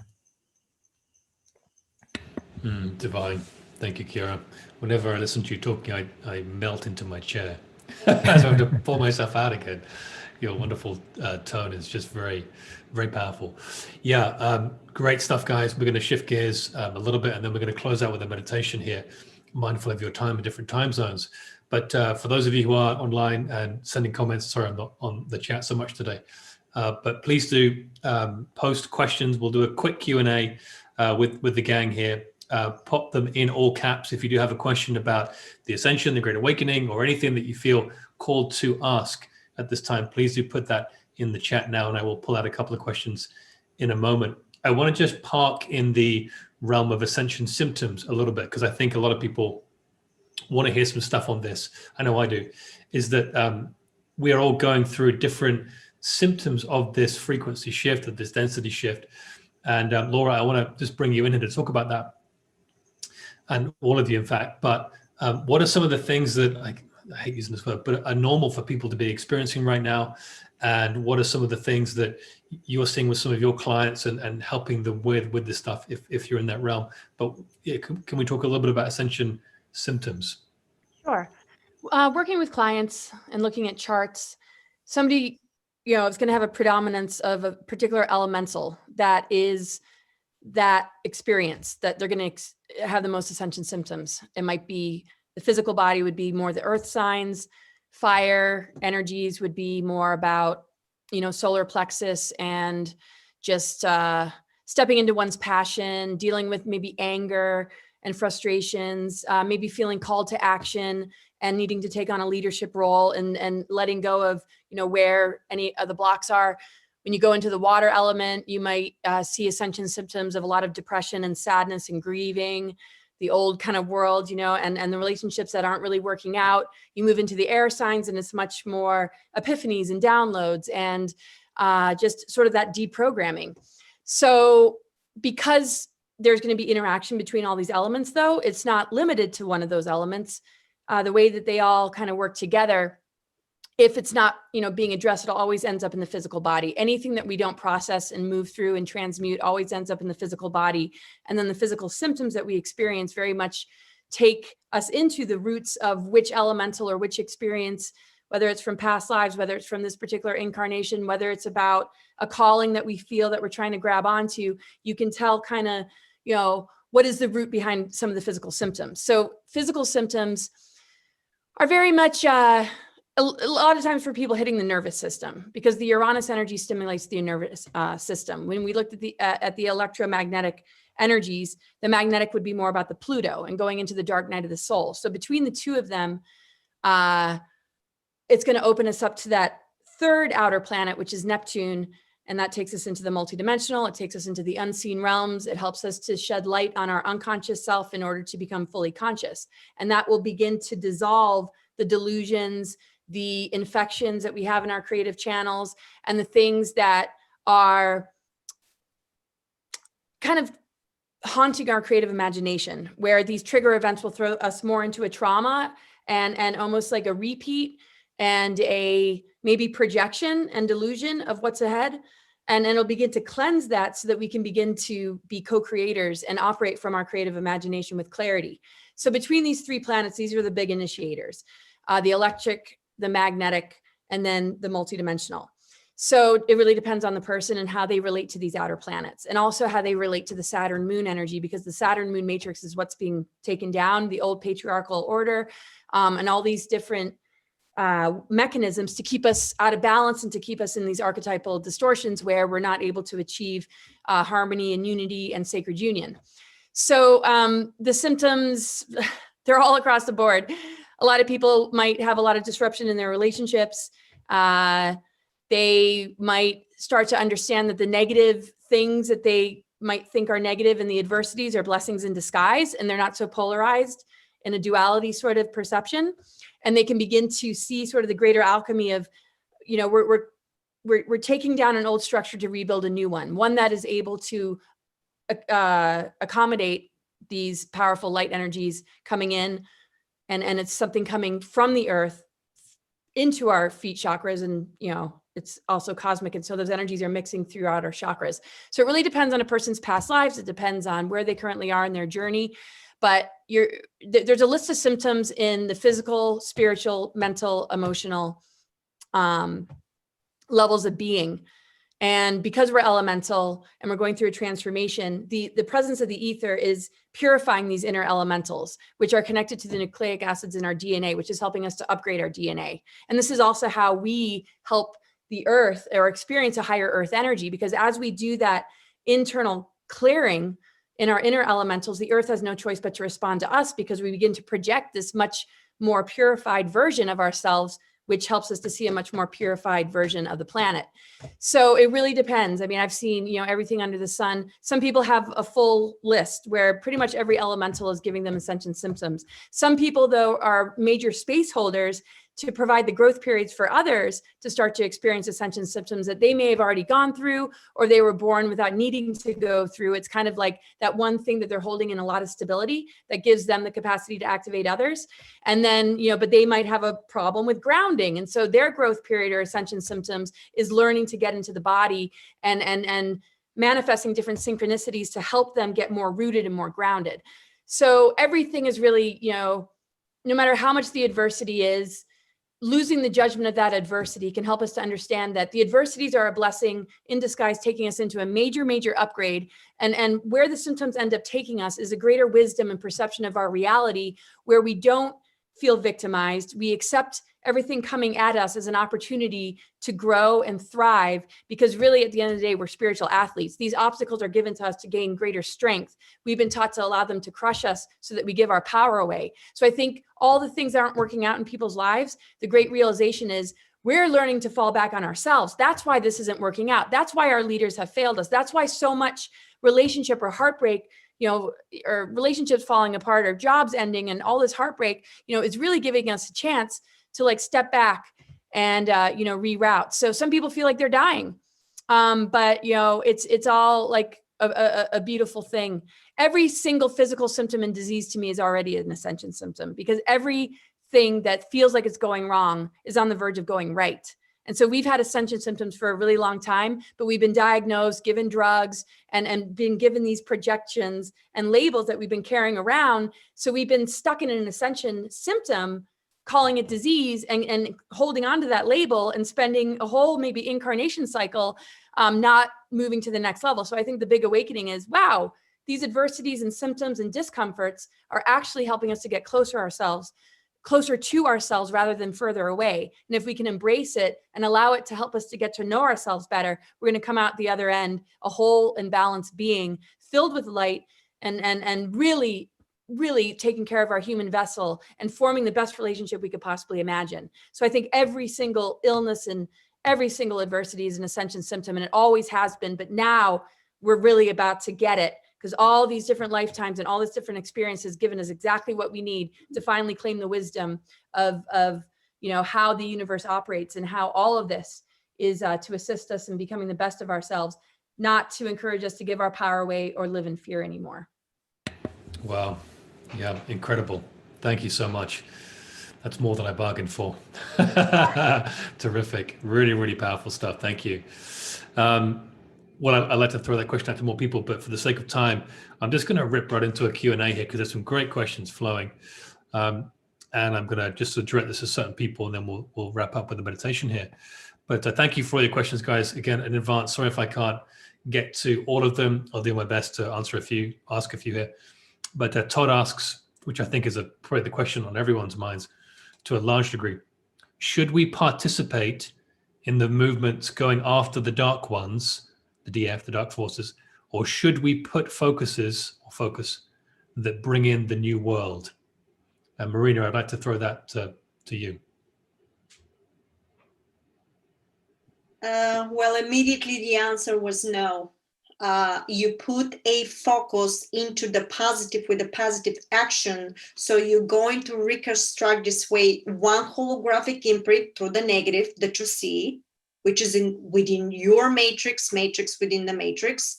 And when you refocus your attention to something positive through action, thoughts, and deeds in a daily basis, fractally, moment to moment, that creates a very much potency into your field, which the end result of your action will be in a positive outcome that you create as you go. And that's a quantum structure knowledge. Okay, so redirection of one attention here to a new one. This way you mutate one structure of a hologram with a completely brand new one, and staying in the center, recognizing that the negative structure exists because it's part of consciousness. You cannot reject it, but you can acknowledge it, say thank you, by shutting this program down and mutating it and bombarding with a brand new frequency, which will mutate into a completely new reality outcome for you. And once you do that in a daily basis, I guarantee you, you're going to expand that into a positive outcome into the collective. You're going to turn around and you're going to see positive outcome, positive things people are doing, the way Magenta was saying. You go into the restaurant, all of a sudden, oh my God, there's no masks. Because I'd experienced that going into New Jersey, and the biggest thing that they had here. I went into one location in the middle of the street, looked like a tropical night, no masks, and everybody was eating all over the place. I could not believe, I thought I was in a Twilight Zone, but I was in my own reality because I was carrying, even when I was wearing mask, I wasn't wearing it because I was afraid of whatever was happening, but because I wanted to stay in neutrality and not respect the people that were so afraid of what was happening. Thanks for the question, great question, and thanks for letting me answer it. Beautiful, thank you.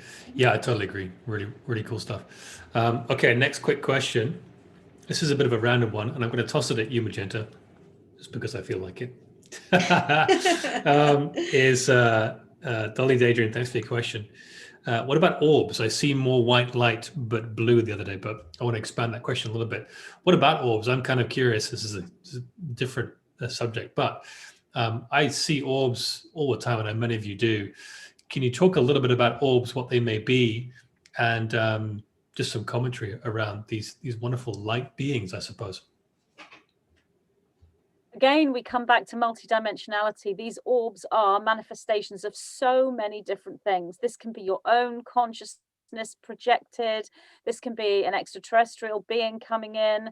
This can be astral travelers that are emanating a light. But ultimately, this is you seeing individualized intelligence, individualized consciousness. And whilst there are nefarious orb structures, they're usually darker. But if you're seeing them white and light and blue and pink and all different colors, they're usually light ones. Not always. There can be some very dark, almost black orbs that are highly evolved and very positive, and there can be white orbs that are nefarious. I mean, to answer that question is very difficult, but I personally, if I had to give that answer in a concise way, then these are intelligence structures, consciousness structures that are individualized. Some of these you can actually go into, and then you can see different forms when you go into them. So there can be an orb, as in the presentation of that being, that consciousness is an orb. That's how it presents. But others are transportation devices, like the organic matrix field of a being, and you can go into the orb, and when you look inside the orb, you will see a fairy or pixie-like being. Or sometimes the orb, when you go into it, is actually a ship, transportation device, as I said, Merkaba. So orbs are multiple and varied. And asking that question is kind of like someone outside of Earth saying, what is a being? What is it? And you would say, well, they're human, they're animals, you know, they're insects. So orbs can be multiple different things. But did you say the person asking the question saw a specific color orb? Yeah, it was, let's see now. Yeah, there was the seeing of white and blue orbs as well. Maybe they have different.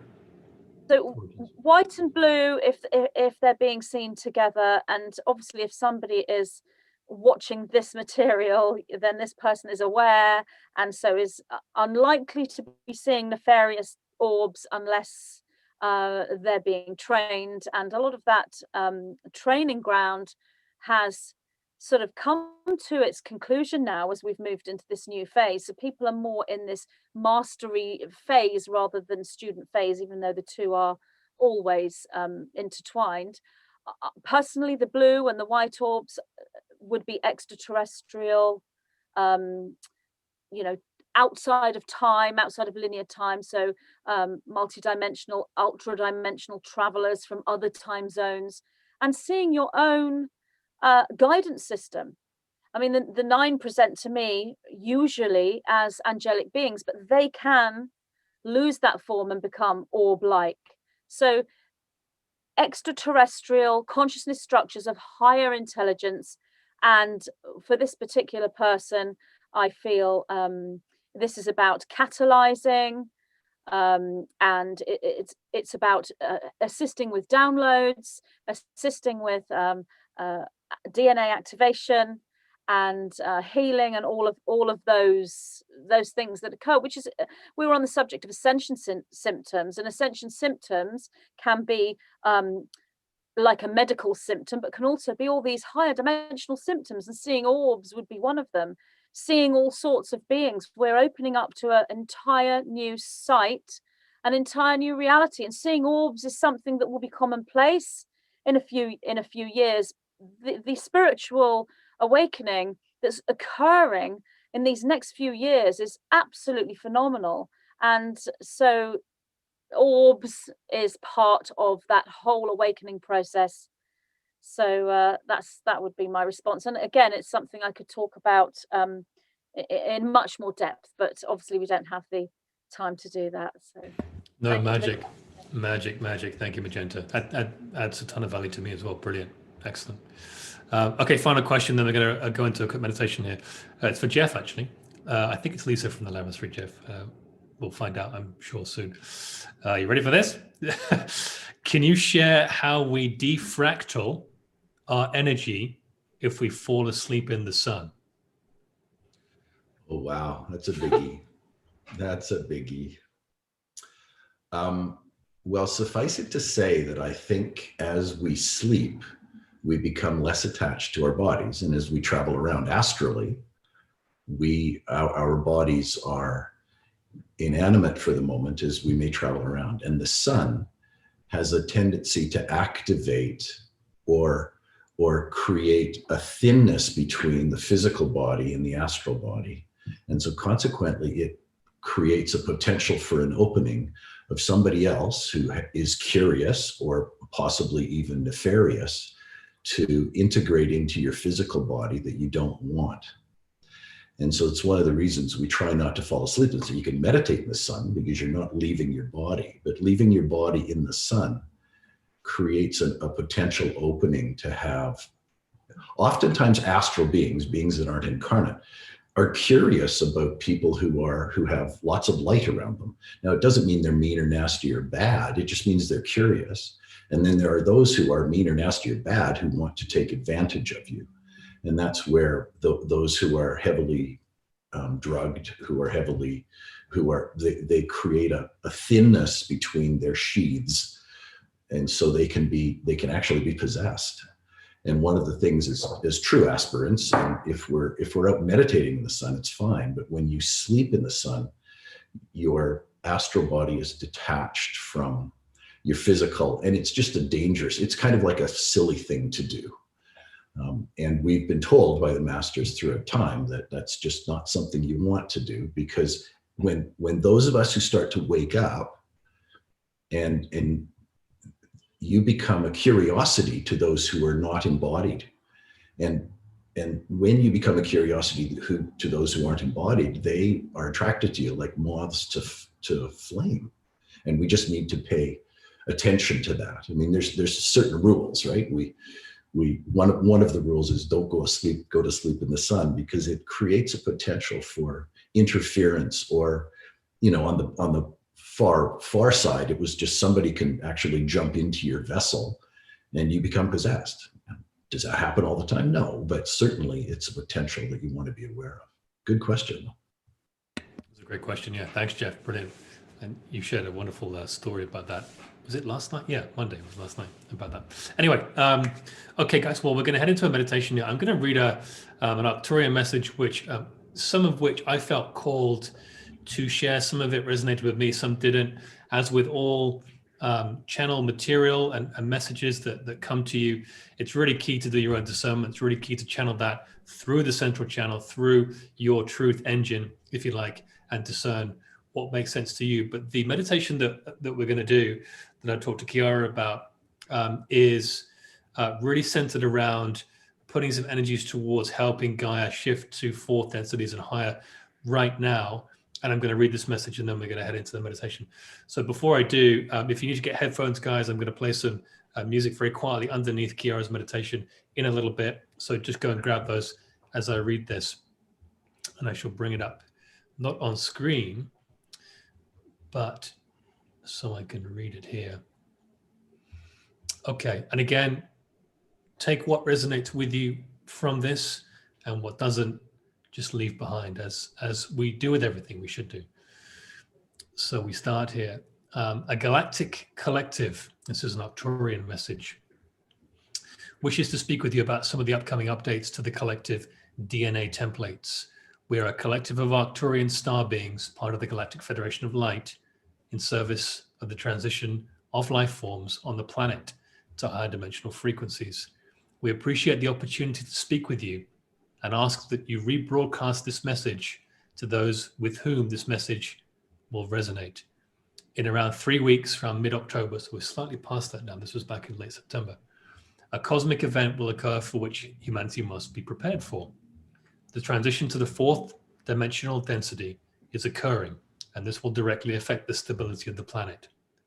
The human consciousness must be prepared to experience a certain phenomenon that will seem unusual, particularly in the sky, but not limited to. They must stay away from fear. A galactic intervention has become necessary to help humanity and the planet Gaia keep pace with the acceleration of her ascension-related phenomena occurring throughout the cosmos. The ascension shift that is occurring now on your planet will move into hyperdrive or overdrive. Marina kind of talks about this with the momentum, fractal momentum. Time is collapsing much faster towards the point of cosmic neutrality, and humans must dramatically address their alignment to integrate these frequencies. We come to give notice of preparation, for what is to come will shake the core of life as you know it. There are cosmic phenomena that affect the magnetism of the planet. The Earth has moved into a different dimensional and vibratory space, the fourth density.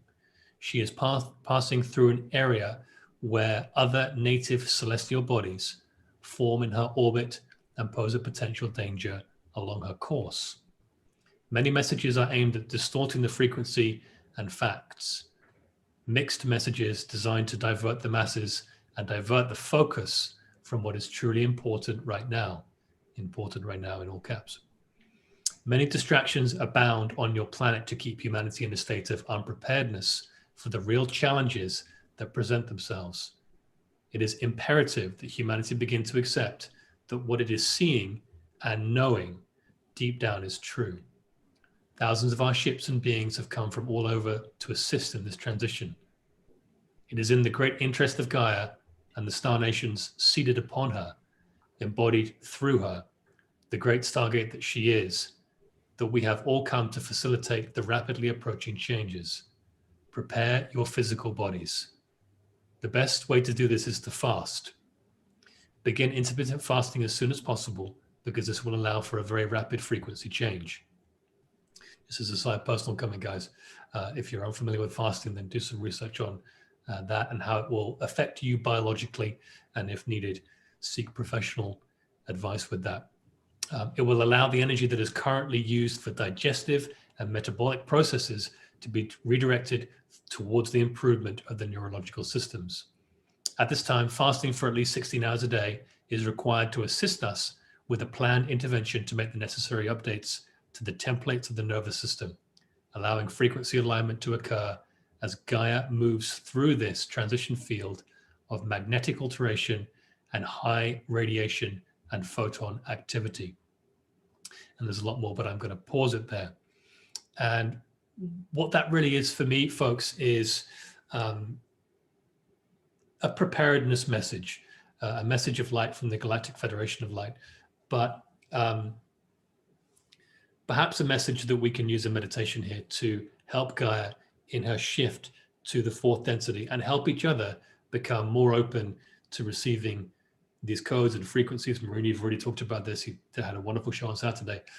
So Kiara, I want to just give you the mic, my friend. Whatever you feel called to share in a meditation here to, I suppose, be somewhere near centered to this message to help Gaia shift, to connect with Gaia, to connect to each other into this new density that we're moving into. So I'm just going to layer some music in the background here, but I want to throw the mic over to you to lead us out with a wonderful meditation, my friend. All right. Well, thanks. Maybe I'll start with just a definition of fourth density, because so many people have different ideas and opinions about what this means. Is it the same as dimensions? Does it have to do with different bodies? And if we can look at the physical body and the etheric body as a single continuum, we tend to focus our consciousness more on the physical side. But if we can also stretch out a little bit into the etheric body and recognize that we're actually bringing these two bodies together now. So the etheric body is a prana body. It has to do with our ability to feel, to sense realities and perceptions beyond the physical. And this is becoming more and more natural. We talked about ascension symptoms. I think we're naturally becoming more perceptive as we step into the etheric vibration, which is also about stepping into the fourth density. We've talked about inner earth and how different layers of the inner earth have to do with different densities. People talk about Shambhala or Agartha. These are dimensions within the inner earth which can be experienced as cities or civilizations, which are now rising to the surface. We're merging consciousness with all of this. So the humans on the surface, humans below, humans above, we're coming into the recognition that we're not different from each other. And that it's time now to actually recognize that we are multidimensional. So let's do a practice from the Inca tradition, where we begin to open up to the different worlds above and below. And they work a lot with electrical and magnetic currents. So we'll use these currents to make a bridge between the worlds. So imagine that you're inside a bubble of light. And this extends about 6 feet or 2 meters around the physical body in all directions. And this bubble represents the boundary of the middle self, or the middle world.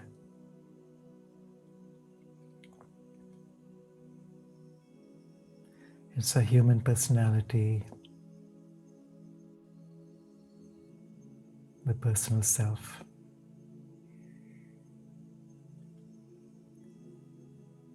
And over the top of this bubble, so about 6 feet or 2 meters above the top of your head, imagine now that there's a window, a circular window opening up into the inner world, the upper world. And so just with your intention, you're opening this window as wide as you can and immediately experiencing this torrent of light pouring in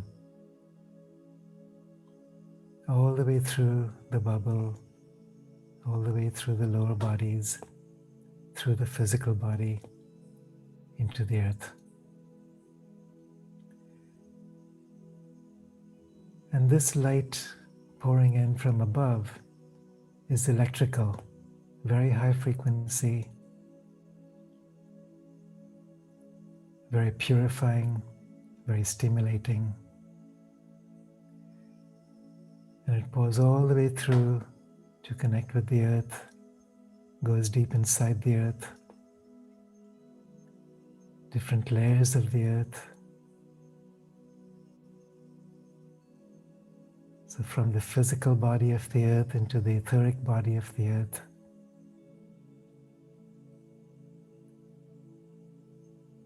into the subtle bodies of the earth.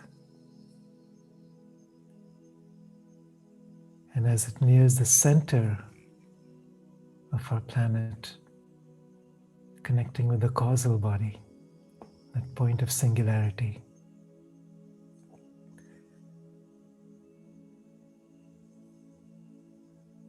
at which point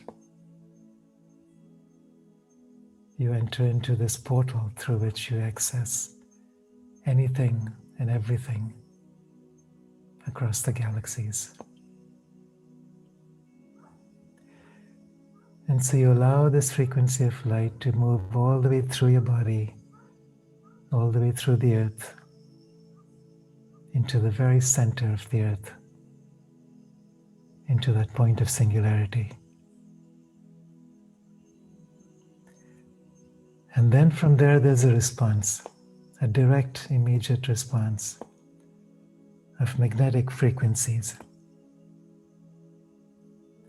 And this magnetic energy starts pouring up like a fountain of light, very nourishing, very healing, unconditionally loving. It moves up through all the different dimensions of the earth, and then up through your feet, up through your body, up through the bubble, and then through that window up to the sky.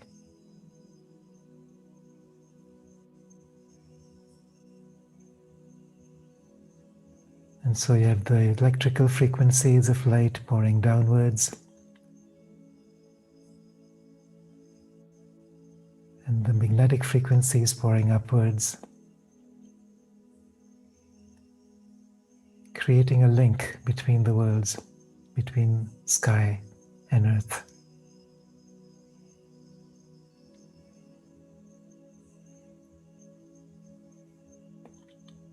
And as these two frequencies interact with each other,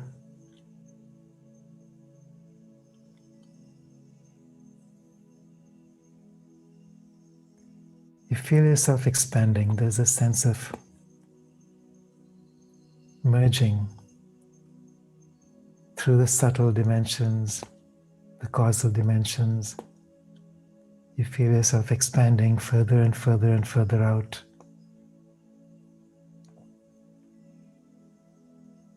Across space and even across time.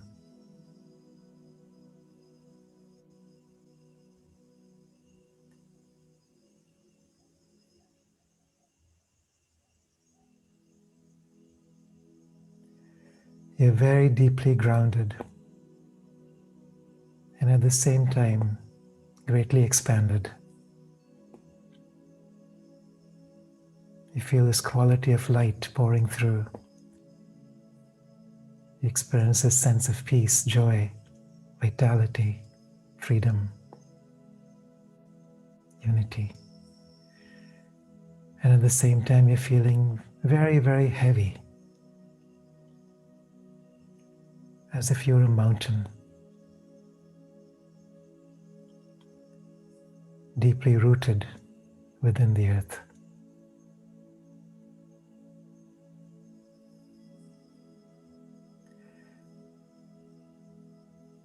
So as we do this, we're linking the physical and the etheric bodies together.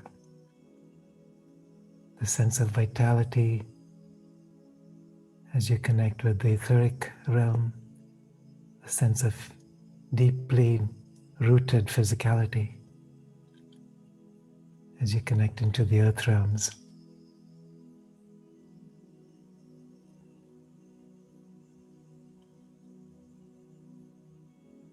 And all you're doing is keeping that window open and simply allowing these energies to flow back and forth. You are allowing. It's not a doing.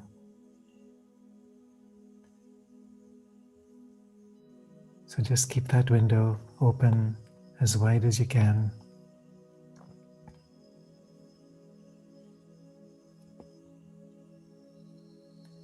And as you continue to expand further and further and further out,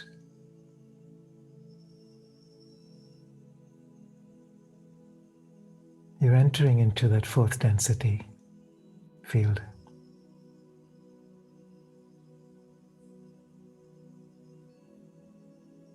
You, as primordial consciousness, merging with the personal identity, entering, descending, grounding yourself through the physical form into the earth, creating a bridge through which Gaia can experience herself.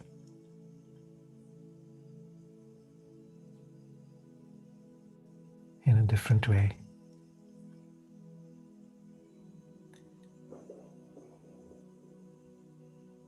And as we continue to expand further and further out, you feel yourself actually becoming Gaia. You're experiencing the entire body of the earth within yourself.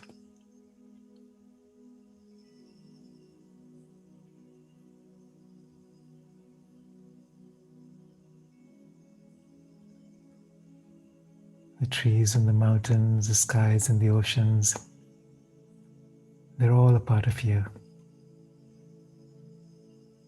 There's no inside, there's no outside.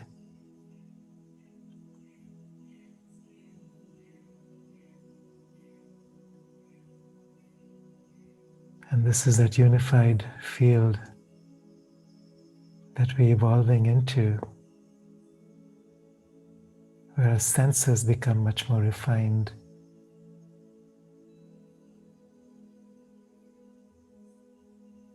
Our experience of self becomes much more incarnated, embodied.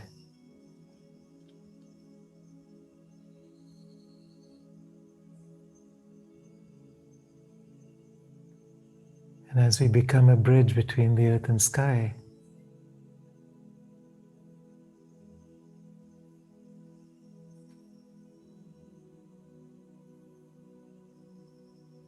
we join with other species of life on this earth.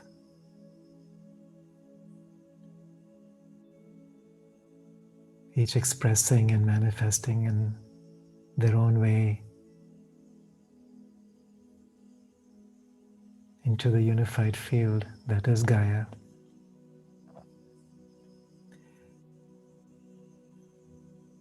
And the Incas talk about Mother Earth as Pachamama.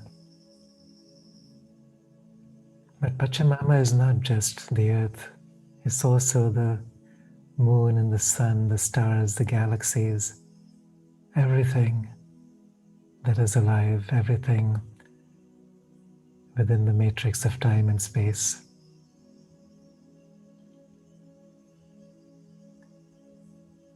In every dimensional density, all of it is a field of matter which is alive, conscious, and awake. So as we connect with Gaia, we're connecting with Pachamama, the Cosmic Mother.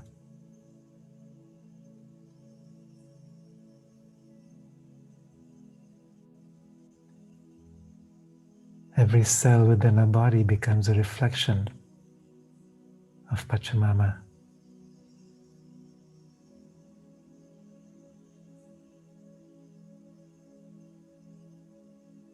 As above, so below. As within, so without.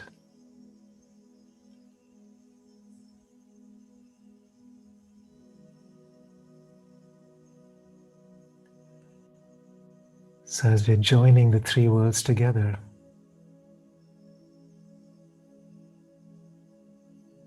we're stepping outside of the experience of human limitations.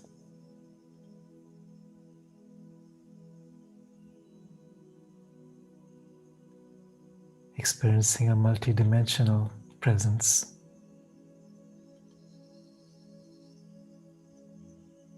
And connecting with the soul of Gaia.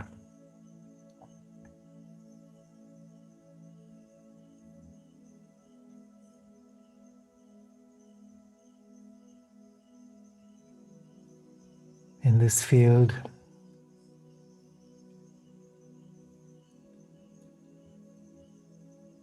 there's an invitation for the inner earth civilizations and the extraterrestrial civilizations and the surface humans to meet together in harmony, resonance, and beauty. There's an invitation for all of life, all species on earth, above, below, and within.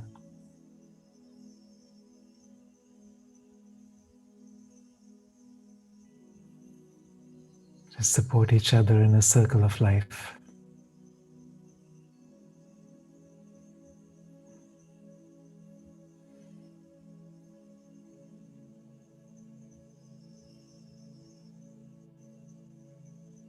To experience and express the divinity potential within each of us to the next level of awareness.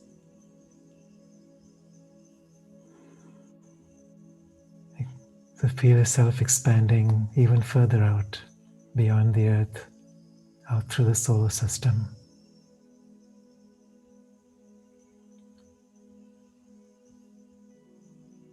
Out through the Milky Way.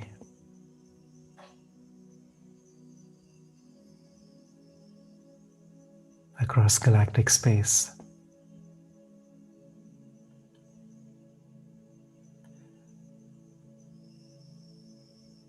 Across the entire matrix of time and space and physical creation.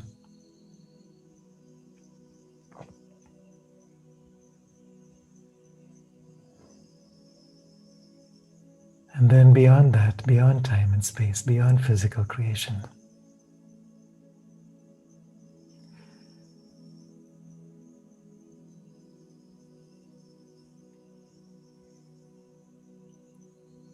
You experience yourself simply as that primordial consciousness, the one spirit,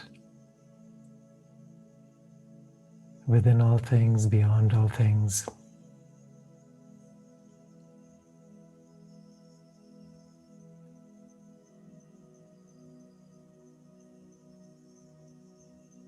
So this experience of primordial consciousness is now being anchored into every cell of the body. This is a journey into fourth density and beyond.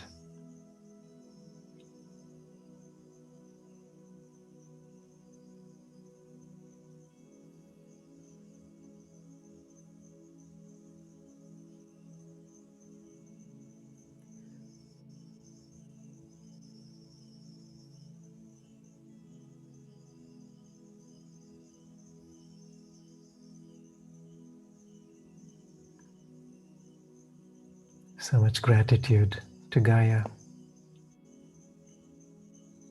for holding us, becoming us as we become her. To the Cosmic Mother,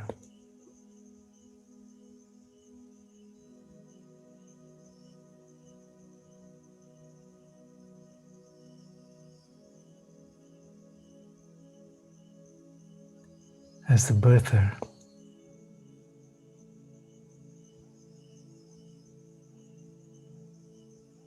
of this great mystery that we're moving towards.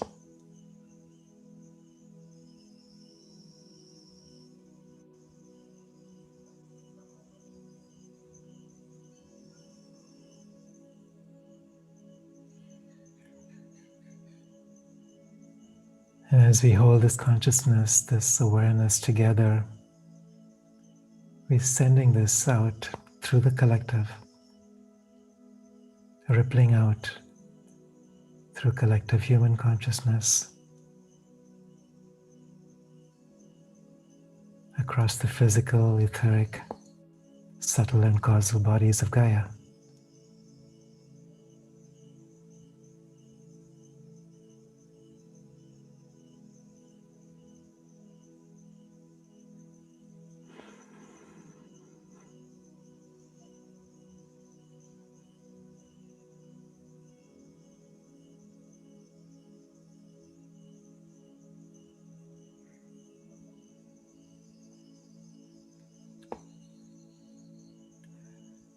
Loka samasta sukhino bhavantu.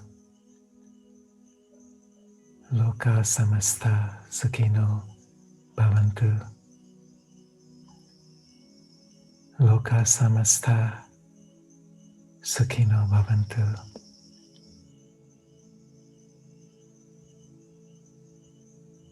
Om Shanti, Shanti, Shanti.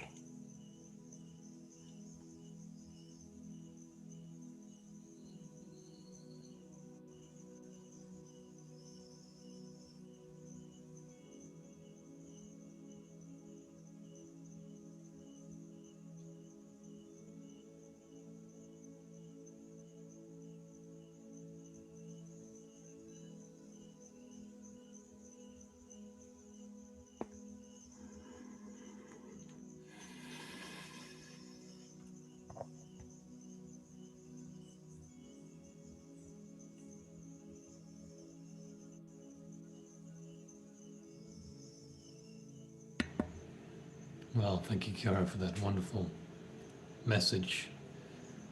I just invite everyone to come back in slowly, as ever, at your own pace and in your own time.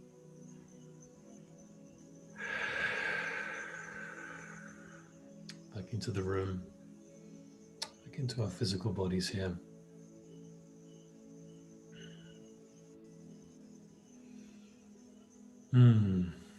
Thank you, Chiara. As magic as ever, my friend. And thank you to everybody here today, Magenta, Jeff, Chiara, Marina, who I know has got to go, Laura, and for everybody watching. The divine in me sees the divine in you. And we are very, very honored, humbled, and grateful for all the panel here today and all the eyes watching. And we wish everyone nothing but light and love, and to hold the line at this time, to hold the line with Gaia, as Chiara was beautifully leading us into, and to hold the line with our own higher self, in everything that we do in thought, in word, and deed. I just thank you all for being here today. It was just beautiful. Thank you. And if all were to stay on the line here, we'll just close off. We will wrap. And I will link everyone's work in the description here, guys. Please do go and check out their work. Go and donate where you feel called to do so. And we'll see you on the next Age of Pandora podcast. We send you lots of love.